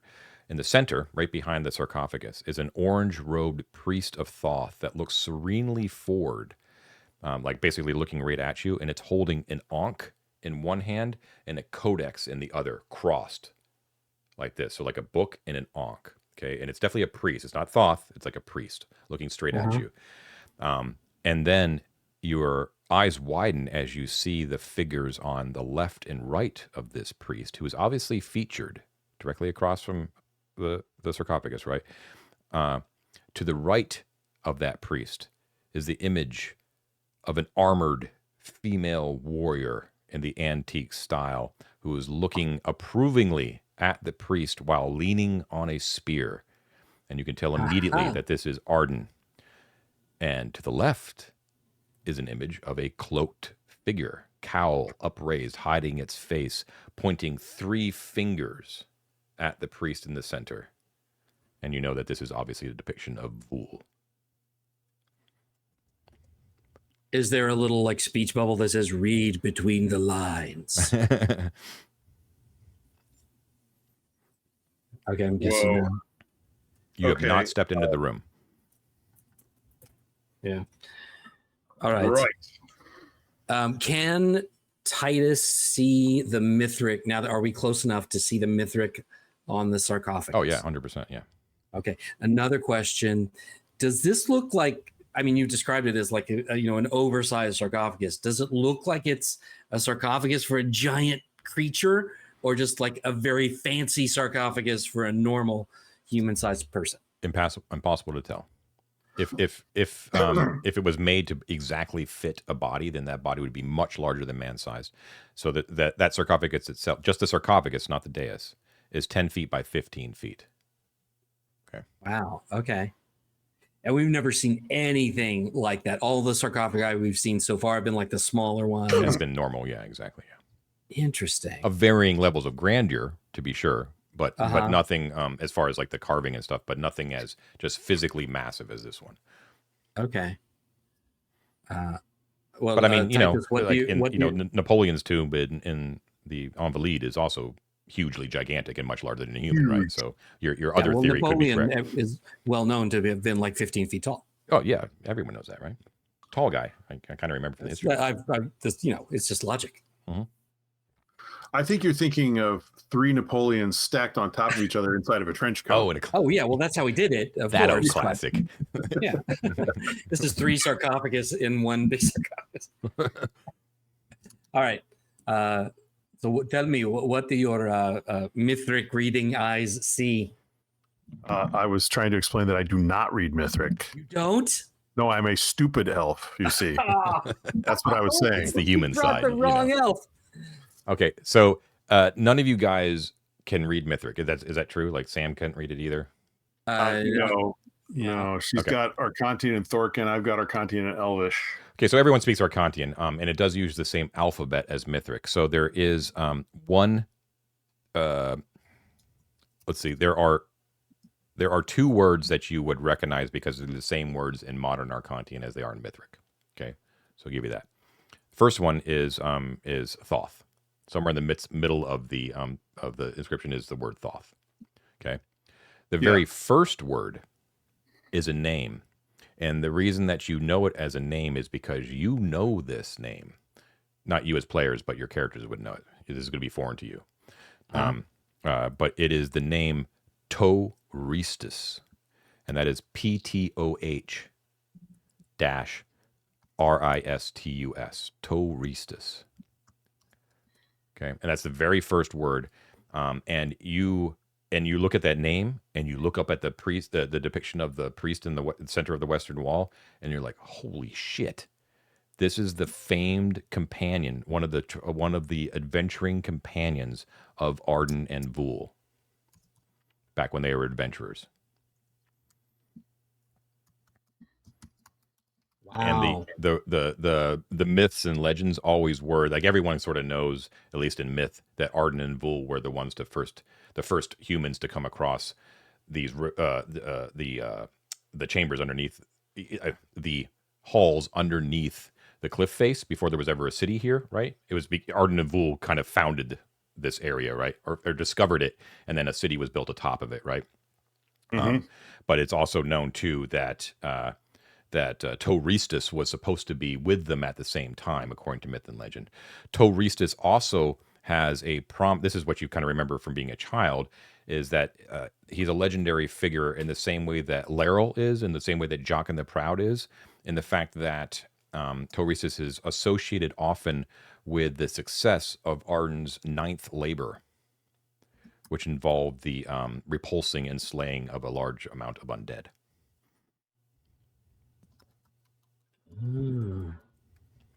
All right.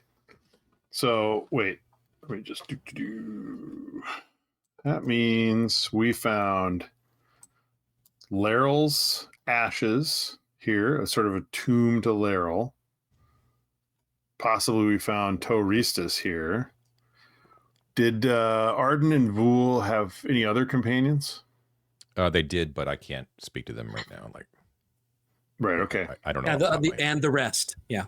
Yeah. Like Laryl was not like Professor Laryl Marianne. and Jock.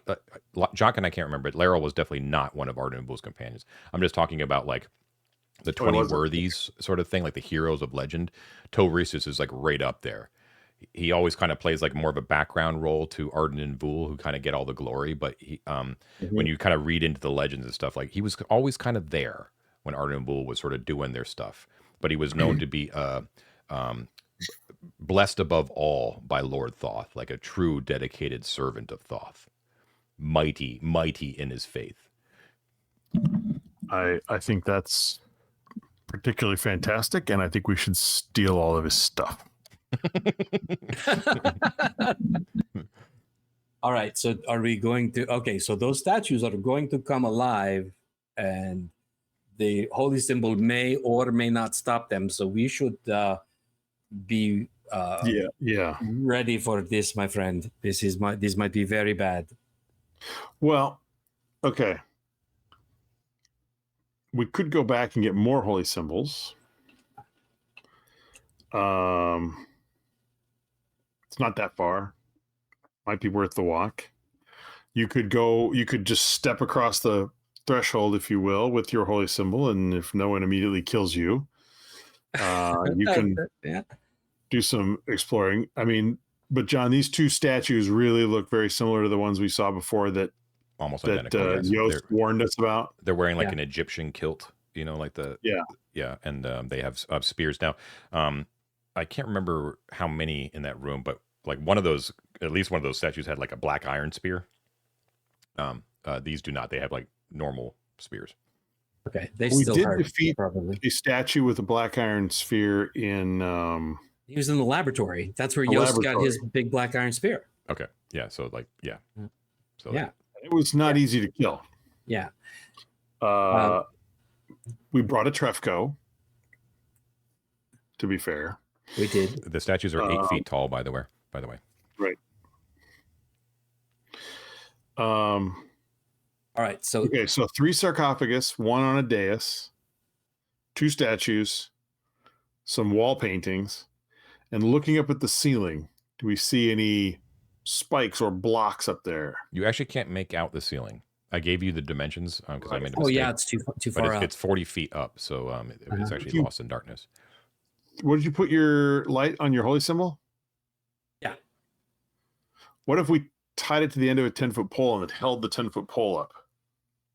Yeah, you can do that. You can try that. Yeah, sure. So it's a vaulted ceiling, made out of well cut flagstone, but doesn't seem to be more remarkable than that. All right. So here's what I think we could do. Okay. As long as we are ready to run.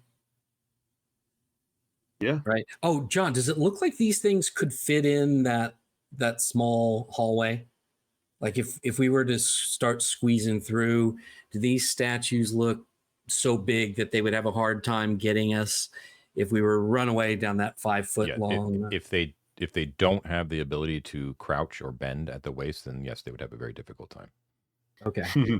They're about as tall as Trefco, but nowhere near as big as Trefco. Right. All right. I think you should step across the threshold with the holy symbol. Okay. You do it. I've got the orange things. The only thing I want to check is looking at the ground. Like you said, there's a very narrow space where we have to go around this sarcophagus. Yeah. Again, seeing that this place is littered with traps and pressure plates, does it look like any of those, either the right path or the left path, are more dangerous, or do any one of those look like there's a pressure plate on either side? A cursory look says no. Do you want to take the time for a turn to be extra sure? I think it's probably worth it. We've come this far, so sure. Okay. Take a turn, and you're really looking carefully. It does not appear to be so. Obviously, I mentioned before, too, that these flagstones do not, even though they're the same dimensions, are made out of solid marble, not stone. So it's a very different sort of aesthetic look. Like once your light sort of blooms into there as you step forward, Avaricios, the whole room sort of gives off this very sort of pleasant and holy sort of vibe, because like the white marble, right, contrasting with the black basalt sarcophagus, the brightly colored depictions of Arden Vul and Ptoh-Ristus, Yeah. Oh, you know what I just remembered? With Yakin's bones out, constructs can't, I don't even think they can attack. If that's one of the things, isn't that, am I remembering that correctly? I think I might be. Like remember in the deeper levels, in the Trials of Arden level, that spell kept those statues from attacking us at all. What was that called? That was wasn't it protection from evil? Protection from evil, 10-foot radius is what that the bones do when you hold them reverently. Enchanted, constructed, or summon creatures. If these statues are indeed creatures. Are those things? Prevent such creatures from making melee attacks against those warded, though they still may make ranged attacks. All right, so we have a dual layer of protection, perhaps. If you stay within 10 feet. Yeah, if we stay within 10 feet. So let's of the bones. Yes. Of the bones. Right. I would say like all of your normal party members could do it, but I don't think Trefko could be in that radius if like the rest of you guys are. I think we should leave kind of Trefko kind of on the back side of this anyway. Yeah. Okay. Right. Matt Yakin was one of Arden's and Vul's companions. Right. So why don't we do this? What if Avaricios goes up front? He'll have his holy symbol out. He'll say some nice things about Thoth. Then immediately, behind is the 10-foot sphere with everybody else. Trefko's behind that on the outside. So Avaricios, holy symbol, everybody else is inside the thing with the protection from the bones. Yep. And we can move forward. Okay, so moving along, Avaricios will, with holy symbol out, his fake priest robes and hat on, he's going to step up, and he is going, as he steps up, he's going to call out. He's going to call out in our content, because he doesn't know anything else. We come in praise of Thoth himself, the font of magic, the giver of words, the thrice-born linguist, the light of comprehension. We come to bask in his glory and share the honor of that guy's name, who I just forgot. Yakin. No, not Yakin. Ptoh-Ristus. Ptoh-Ristus, yeah. Okay, so a couple things happen. First of all, when you make that grand pronouncement and praise Thoth as genuinely as you possibly can, the two statues on either side of you as you step into the room, they animate. Okay, and they were each holding their spears in like the furthest away arm. So like the one on your left was holding the left arm, the one on your right was holding the right arm. Yeah. And they move their arms to grasp the spear with both hands, and then they switch hands, like the hands that the spears are holding, and they hold them up, but they don't move to attack you. They don't step off their pedestals. Okay. At the same time, deep down in your soul, you can feel that Lysion is displeased with how much praise that you have given to Thoth, even if for a practical purpose. And he removes your ability to cast your highest level spell. That is wiped from your mind. Dispel evil is no longer able to be cast. Oh, crap. As a warning to not worship false idols. I did wonder at some point whether something like this might happen, Matt, because pantheism, it's all well and good, but you're a priest of Lysion. Sooner or later. Yeah, he's a little surprised. Thought they were buddies. Okay. And remember too, Lysion is part of the new pantheon, right? Versus Thoth, which is supposed to be a dead god, like a god that is no longer worshipped, right? So just be aware that Lysion did not like that. But the statues appeared to like it very much, and they did not accost you, which is of more practical benefit to you right now. Okay. then I will step further into the room. Okay, so at this point, Ted's drawing of the dais is a little bit too confined. There's a little bit more space to sort of like walk around there. There's like a clear it's fine. I'm just saying that you can easily sort of step further into the room without having to move to the north or the south. Okay. Right now you could basically reach out and touch the sarcophagus up on the dais right now. Okay. Nothing seems to happen. Okay. Well, we should, in our little huddle, climb up on the dais and start working our way around the sarcophagus, looking for any clues. Okay, so when the rest of the party steps in, careful to sort of huddle around the sacred bones of Yakin the Proud. You can see at this point when the rest of the party steps in that the statues move aggressively forward, like they're about to step. That they actually step off of their pedestals and towards the dais. And then as they kind of come up against that 10-foot circle, they sort of get repulsed back. Right? So they bring up their spears and bring them up into like an overhand fighting position, like they're going to hurl them, but they don't. Right. And they seem to be like sort of mindlessly sort of coming up against that sort of invisible force that's protecting you. All right, that is good news.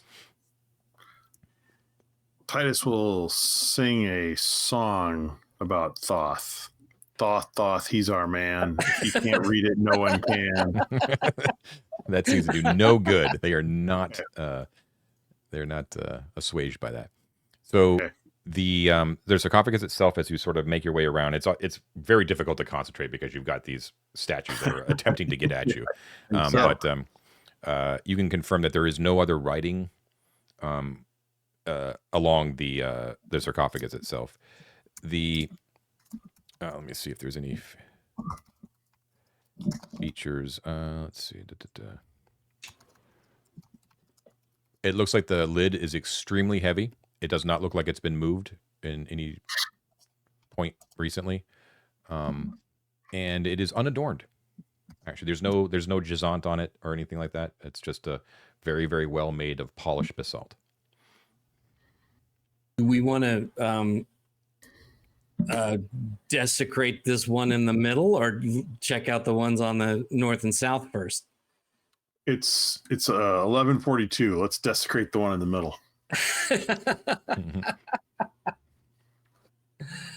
I know it's a little meta, but I mean, like, so this is. I mean, this could be a detox talk, I guess, but like, the whole point of being an adventurer is to desecrate the heck out of everything you find and steal it. I mean, that's what we do, right? I do feel a little bad.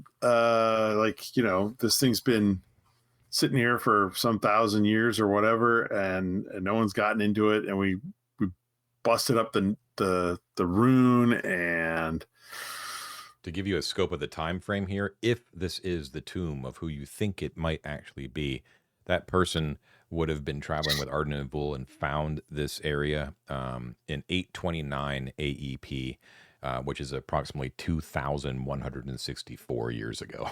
Yeah. Wow. Yeah. It old. Now, as an archaeologist, I want to see what's in this. There you go. There's some good rationalization. I'm thinking now, as a man of God, I got to make it up to Lysion by screwing up this other god stuff. There you go. There we go. But counterpoint, in Indiana Jones and the Last Crusade, where he goes, smashes a hole in the library floor, goes down in the tunnel, finds the coffin of the knight, and then lights the room on fire and burns rat corpses, everything, and dumps the bones in the water.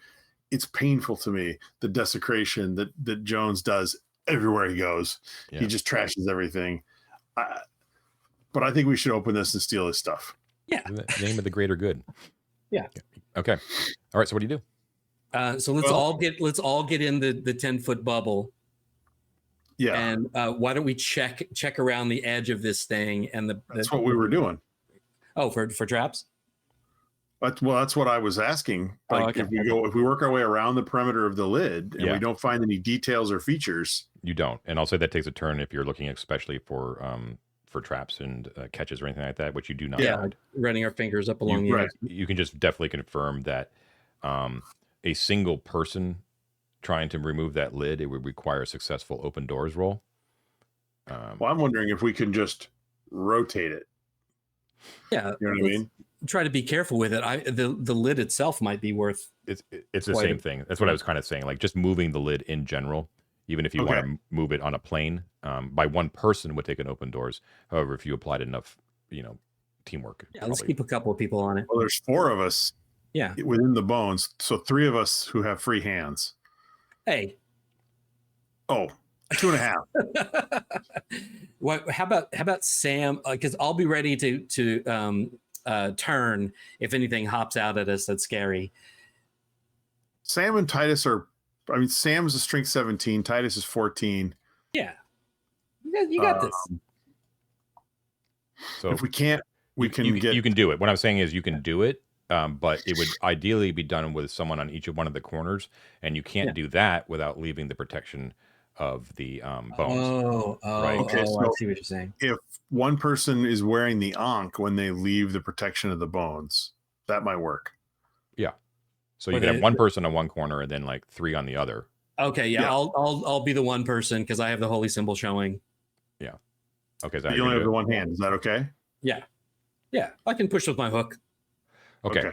So between Avaricios by himself, sort of providing like a fulcrum, and the rest of them sort of heaving on one corner, you attempt the best you can. It's really hard. I mean, it is fucking heavy, right? And so you carefully move, like bits and stones sort of pop up and everything like that, and you can hear like air coming out of the tomb, right? More importantly, though, the moment that you expose the innards of the tomb to the air, the lids on the other 2 sarcophagus blow off and crumble to the ground, just like explode off the top. And then you see on either end of the chamber 2 forms, one on either sarcophagus, rise up and out. And as you do, you see that each one of them is wearing a Thothian hat, like the Nefertiti hat. Yeah. But their entire face and their bodies, as you see its spindly limbs sort of like prop up against the sides of the sarcophagus to raise the bodies out, are completely wrapped in torn rags. And there are black pits in the midst of its facial wrappings that depict its eyes underneath the hat that kind of sits heavily on their brows as they move themselves out of the sarcophagus and strain towards you. Okay, I would like to turn those undead, John. Very much so. I would very much like to turn them.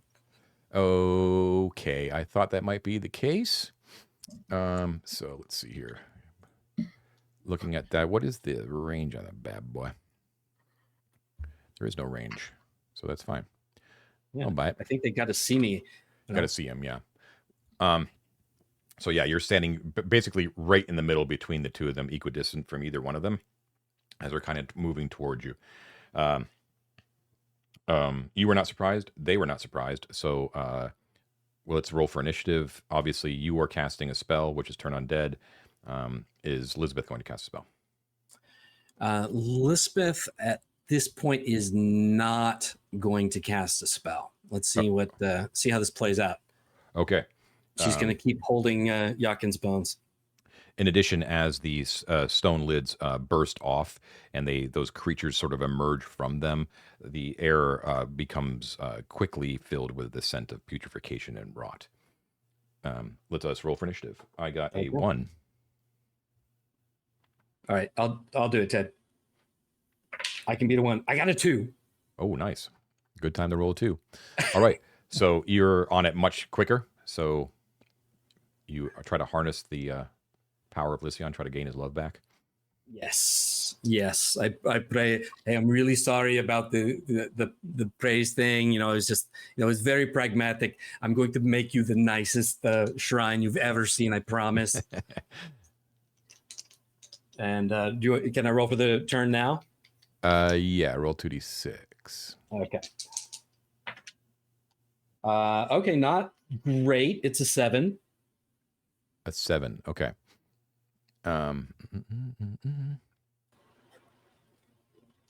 Okay, so you hold forth your symbol of Lysion.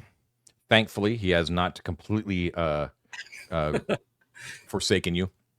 And you feel his power flood through you and then out through your holy symbol, blasting forward. And one of them, the northern one, I'm going to say, stumbles backwards against the sarcophagus, but still manages to right itself and continue forward to attack. The southern one, however, stumbles back and falls back into the sarcophagus, screaming and hissing. And you just see its arms and legs sort of like flailing in the depths of that sarcophagus. It seems to be fully turned. Okay. So you got one, the southern one. Okay. That was you. You cannot move anywhere. The rest of you guys can do whatever you like, though. Nothing comes out of the center sarcophagus where you're all standing, by the way. Okay. That's good. So Elizabeth's hands are full. Av made his action. So the northern one is Still not active. turned. Correct. Okay. And It's about- presumably we'll be able to move and attack Yeah. on his initiative. It doesn't appear to be exactly mobile as you guys are, but it does appear to be able to move, and it's moving towards you. It's approximately about 25 feet away right now. I think that Matt, what's your rule then for being able to turn again and again? I can only turn, I think, once per encounter. That's correct. Right, John? Per type of undead, yeah. Mm-hmm. Yeah. Okay. So why don't we back off into an area where Trefco can fight with us?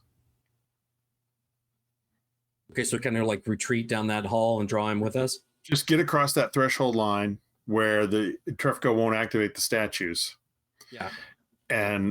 So that's what I want to do. I want to defensively move Sam and Titus towards Trefco. The antechamber. That's fine. Yeah. And Elizabeth should move with us. And well, I can't move until next turn. Yeah, so Avaricios will be exposed. Yeah. Okay. Maybe then we'll stay with Avaricios, but that's our next turn. Let's back out. Yeah. Okay. Can she? Does anybody have a shield maybe that could block? You have to unfortunately declare block before the initiative was rolled. I should have mentioned that before initiative was rolled. I'm sorry. So I will allow you to actually declare block retroactively now if you want to. I don't have a shield, so it doesn't matter. But Does Sam have one? No, she's got a two-handed halberd. Okay. What's more important is the lightning bolt thing. Is that also in the spellcasting phase, John? No, actually, that's like a missile weapon sort of thing. Which we skipped past, but could I still do it? We haven't skipped past it. Oh, technically it comes after spellcasting comes after missile, but that's fine. I think it's worth it. A mummy? That's not a joke. I want to shoot it with a lightning bolt. Okay, cool. Fulgur. Right? Yep. Okay. What did I say for that? Do you remember what I said? Oh, yes. It is 66 damage. That sounds right. And that's my second use. But I think it's worth it for a mummy. All right, I'm going to make a save, and that's going to be he needs a 12 or higher. Ugh. It fails the save. Oh, good. Roll that damage. All right. 5. 6, so that's 11. Oh, another 6, that's 17. 2, that's 19. 1, it's 20. And 22 points of damage. Whoa. Okay, cool. Nice. So you blow that thing, like you just like put a hole like right through the center of its chest, as it's like lurching towards you, and throws it back against the sarcophagus. It doesn't drop it, but it you can see it physically, like it shot back, and it's like smoking out. I also forgot something, so I'll say it kind of happens at the end of the round. We'll say like adrenaline sort of took over, and you just like instinctively pulled out the wand and instinctively turned them because you could sense they're undead. However, the horror of seeing these ancient, powerful undead rising out of the tombs does strike terror through your very bones. I need all of you, including Trefko, to all make saves versus paralysis. Oh, okay. Okay. All right. So Titus. Titus fails. Okay. All right. Avaricios. Sam. Avaricios fails with a natural 1. Oh boy. Sam fails. You're not doing great. All right. Elizabeth save versus paralysis. She's got a 12. Elizabeth passes. Okay. Well, 18. Good job, Elizabeth, because Trefko also fails. So everyone failed except for Elizabeth? Is that right? Yeah, did we miss anybody? I think that's it. Okay, Yeah. so all of you guys, unlike the fear elemental thing, which caused you to go screaming in a random direction away from the thing that's causing it, this is actually like a paralyzing terror. So like your blood just runs cold as you realize you see your doom in front of you in those black pits of those eyes, and you are all unfortunately. I give you like the wand worked and the turning worked, but you just can't move. It's like, oh my god, like what the fuck? Trefko's just like agape with terror. Lisbeth is sort of. It's not like she blew it off, but she's like looking around and like, oh my god, like I think I'm alone here. Like, guys, snap out of it. So that was the top of the round. Bottom of the round, it moves forward, and it will. I think what I'm going to say is that because you were kind of moving the thing catty corner, that Avaricios was on the southern one, and the rest of you guys were on the northern one. So I'm going to make the northern people the ones that are available to be attacked this round. So that would be that's Trefko, Elizabeth, Sam, and Titus, right? So 4 of you. Trefko's past the threshold. He's not with us. Oh, that's right. He's not with you. Yeah. It just he couldn't fit in the bubble. Oh, so he wouldn't have seen the mummy. That's he's true. Kind of in the hallway. Yeah. Yeah. So he's actually free. We'll say he's aware of what's going on because obviously you can hear it, but he didn't actually he didn't witness it happening. So Trefko's also free. Anyways, the mummy is going to move forward and is going to attack one of the 3 of you guys on the northeastern corner of that sarcophagus. So I'm going to say Titus 1, Elizabeth 2, and Sam 3. Elizabeth 2, which is good because she can defend herself. And she's also got, there's a penalty for the attack, right? From the protection from evil. Yeah, -1, right? Okay, what's her AC? Elizabeth's AC is an impressive 12. 12, okay. And it gets a -1 to that. And still hits, unfortunately. Elizabeth is going to take 3 points of damage as its claws rake into her from down below. Like you guys are on top of that dais, and it sort of like reaches up and grabs her leg and rakes into her. And you can also see that the raking wound that it leaves behind on her leg starts to suppurate immediately. And she howls in pain, like much more than the actual wound looks like it would cause. You're right. Yeah. Yeah, it starts to bubble a little bit. Yeah, it's pretty fucking nasty. That was the bottom of the round. Top of the round, blocking or spells, or melee movement for Lisbeth. Actually, any of the 3 people that are in the protection are all sort of technically in melee with this mummy. So if you guys want a melee move, you should declare it now too. So the paralysis of fear prevents all action? Oh, I'm sorry. Yes, you're paralyzed. I'm sorry.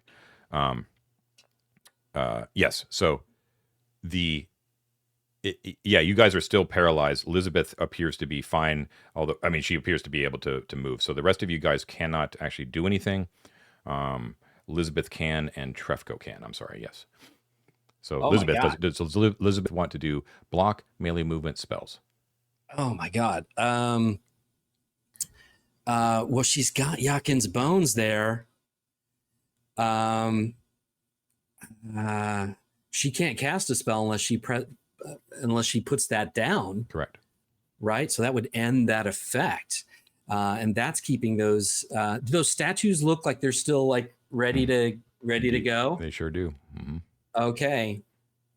All right. So she is going to try to move a bit out, like a fighting. Yeah, she's going to move out of melee. She's going to do a fighting withdrawal. Okay. To back up, trying to keep everybody still in that 10-foot bubble. Yeah. But as far as she can away from the thing, while still, to not engage with it. Okay, cool. All right. So so she sort of breaks away as much as she can, like pulls away, puts a couple of bodies in between her and the mummy. And I'm sorry, we should have rolled for initiative actually. We got to roll. That she's going to attempt to do. I got Trefco a 5. is also planning to move, I think. But he's not in melee, so it doesn't matter. Right. Okay. I got a 5. It's your roll, Matt. Well, I got a 2. Okay. So it wins. So it's going to attack again at random. And let's see. Oh. This time it goes after Sam this time. Now, Sam is automatically going to get hit because she is paralyzed with terror.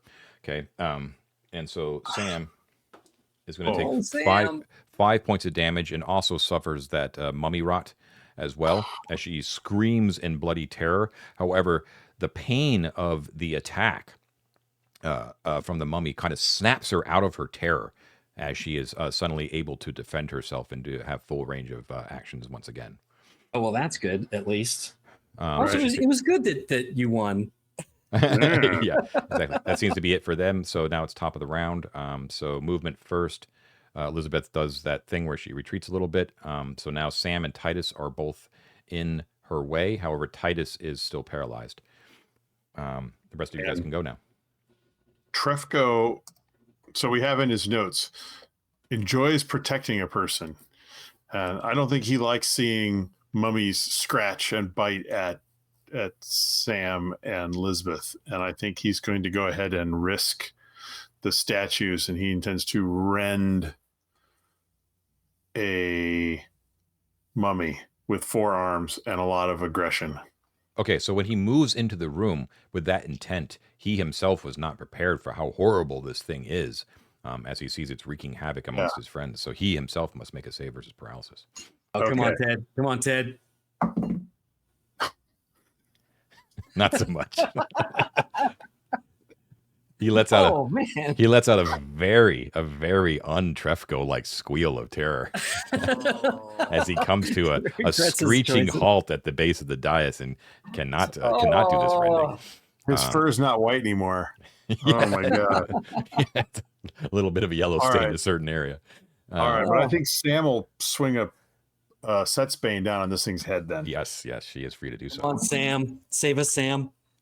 So she rolled, and it looks like she hits with a 15, unless this thing counts as an evil cleric. It does not, and that's just barely a miss. The AC is 16. Oh. Yeah. Oh, wait, does the protection also give you a bonus, or that's just bless? No, bless does that, yeah. Yes. So she just barely misses. And let me double check my math here. So she's lawful. She has a +2 to attack. Yeah, it's a 15. Okay.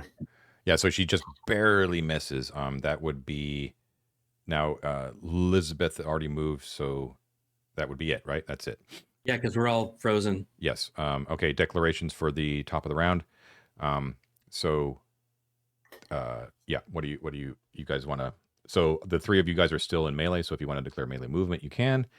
I should say Titus and Sam are in melee, so they can declare. And then everyone else can declare spells if they want. I just can't do anything because he's paralyzed. Lisbeth's and she's got to keep that protection up, or those statues are going to close in. Okay, so it is basically it's Sam. Then does Sam want to move? Yeah. Declare melee movement. No, she can take this thing. Okay, she can do it. Roll for initiative. She can take You got to roll on this time, Ted, because I got a 6. I also got a 6. Oh, nice. Hey. Okay, you still got a chance. 4. 6. Nice. All right, you got it. In fact, not just a 6, but I got the little Gary Con logo. Nice. Bespoke. Okay, so top of the round, it's your guys' turn. Movement. Does anyone want to move? I want to move a lot, John. Yeah. Everyone's staying put, basically. Cruel the way you asked this question. And then Lisbeth is just going to keep, angling it so that she can keep everybody as much in the protection as possible, but keep that like behind Sam. Okay, cool.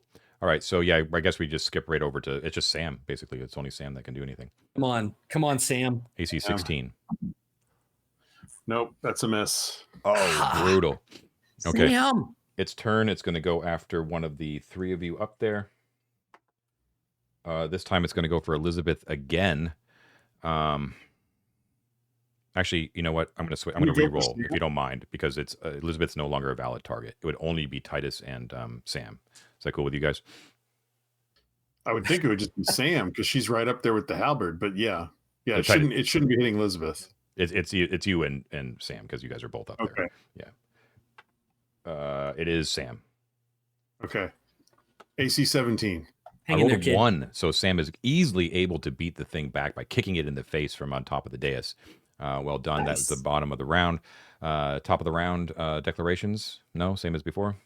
Yeah. I would like to be unparalyzed. Thank Initiative. Let's do it. I got a 3. I got a 4. Okay, it's you guys. Sam again. All right, Sam. Come on, baby. Come on. You've been hanging out in the dungeons for all this time. Yes, 18. Yeah. Oh, there we go. That'll do it. That's a hit. All right, and she does. Remember that Set's Bane does not have all that fancy stuff unless it's against Setites. Right. So it's just got +2 because she's lawful. I believe that sounds right. Right. Yeah. And then goes +2, +3, whatever. Right. The +3 and the +4 is for set stuff. Yeah, I just looked at it. Yeah, so it's a +2 in the hands of a lawful. Yeah. Does damage at advantage. So I do. It's deadly. I rolled a 1 and a 7, so I'll take the 7, and I do 11 points of damage to the mummy. 11 points. Okay, so you whirl that thing around your head, coming at it like an axe, and you basically, Sam just completely decapitates that mummy. Just woof, woof, woof. Its hat goes clattering off the ground, and its head rolls up against the side as its bandage wrap body drops to the ground at the base of the dais. Oh, nice. Yeah. Meanwhile, you can still hear the southern mummy wailing and screaming as it flails in its own sarcophagus, still turned. The turning only lasts for, I believe, a single turn. So you need to do something with that thing. Like a burning flask of oil we just pour in there? I believe mummies are covered in creosote and naphtha and other flammable substances. Yes, that sounds like a lovely, lovely idea. Sam will take charge of this situation. And I know we haven't established this, but somehow in my mind, Sam smokes a cigar, right? And so he pulls out a flask, sticks a rag in there, lights it up on the like the comedian in The Watchmen, Yeah. Hucks that right in on that mummy, full flask of burning oil. Okay, cool. So I am going to gloss over this a little bit. I think it'd be a little bit more difficult than we're saying, but I think you guys have the advantage. So what technically needs to happen is it's only turned by Avaricios. It's not afraid of everybody else, right? So Avaricios would sort of have to step up with Sam, basically, and actually be in front, right? To sort of we'd all have to kind of move together with Elizabeth. In the bubble, In the bubble, we'll say that Trefco... well, it's actually tough because Trefco's... Well, no, the paralyzation, the terror would end when the mummy dies. I was going So to ask if that's what ends it. you- Yeah. Back you it would- up. He's hiding in a corner somewhere else. You would have to get him to back up, or else the statues Yeah, are going to yeah, animate. He'll back up. Yeah. That Avaricios makes sense. goes forward with Sam directly behind towards the south Huh. in order to protect Sam, and then Sam lobs the thing in, and the thing dies screaming. And I think this is the perfect place to leave it. I'm going to tantalize you with what might be available inside those sarcophagi or elsewhere in the room until next time. But well done in defeating the Guardians. So, yeah, I mean, come on, we did all this work. We don't get the loot. You can if you want, but we're way past time already. Yeah, let's save it for next time. Oh, Ted, look, there's probably good loot right inside. All we got to do is peek over the edge. Can we just peek over the edge, John? Just like you can describe some glittery things. Just the tip. Just the tip of the sarcophagus. That's all we want to do.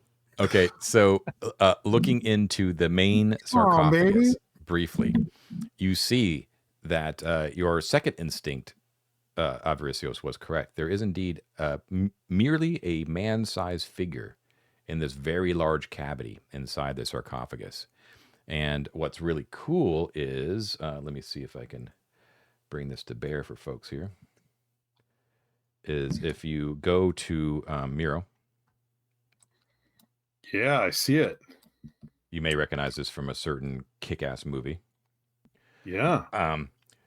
The body within is wrapped tightly in linen wrap, similar to the mummies that kind of came out, but much more tightly, and is not moving, arms crossed. But it is wearing on top of its head a golden death mask that looks like that. Okay. Wow.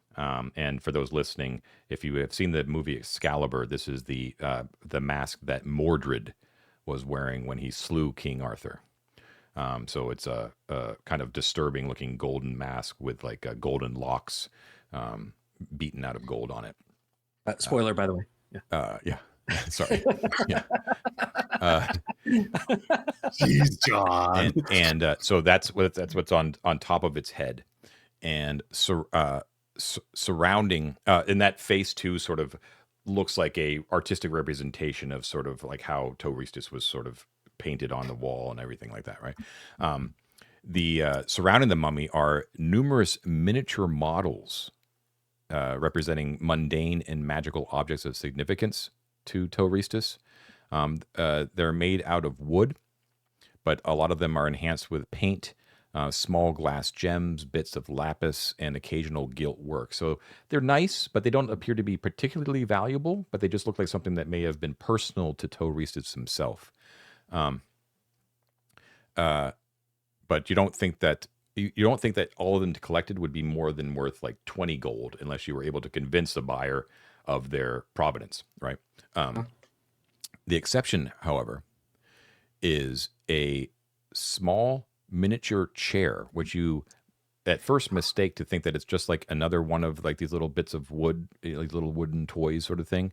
But you see that it's exceptionally detailed to look like a miniature version of an overstuffed easy chair, like a lazy boy almost, right? Like a big fat cushiony chair, but it's very, very tiny. And then scattered amongst all those miniatures are some coins, ancient Arcontian coins, 25 silver pennies, which would be worth 25 gold, 30 ancient gold solidi, so those would be worth 300 gold total. And there are also some golden barrels, some gems, and there are 12 of them. And you're like, oh, that's pretty nice. And you realize that they're golden barrels are extremely rare, and your eyes light up when you see those, and as you count them out, because each of those golden barrels, are worth 1,000 gold each, and there are 12 of them, and they are gems. Okay. Nice. In addition to the death mask itself. That's pretty good. That's awesome. Pretty good. Okay. So you got some gems, you got some money, you got this weird little mini chair. All the miniature little doodads themselves, which are themselves not that valuable, but if you can convince provenance, probably very valuable. And then the pièce de résistance is the death mask. Nice. Okay. Wow. All right. I'll let you ponder that in the weeks in between sessions here. Right on. I'm glad we peeked. Yeah. Yeah, that was We will call a night. We've all got busy days ahead of us, so unfortunately, there will be no detox after this session. But I'm sure there's still plenty to talk about on our Discord, which I highly encourage everyone to check out. So thank you, everyone, for watching. You have been watching or listening to 3D6 Down the Line, the most criminally underwatched actual play series on the internet. Please don't forget to like and subscribe, and don't forget to sign up for that Patreon for a little extra bennies and access to some of our Patreon exclusive Discord channels. You can also join our Discord. It's publicly available, and you can have great discussions with a whole bunch of really, really cool people over there at any time. I highly encourage you to do so. Thank you, as always, to our Patreon supporters, our explorers, delvers, and conquerors. And here to read us our esteemed conqueror list is Matt. Go ahead. Yes, it is my honor. Thank you all. Thank you all. I'd like to read, starting with Dave Rosser Jr., Andrew, Hans Bern Kammerer. Please let me know if I got that wrong.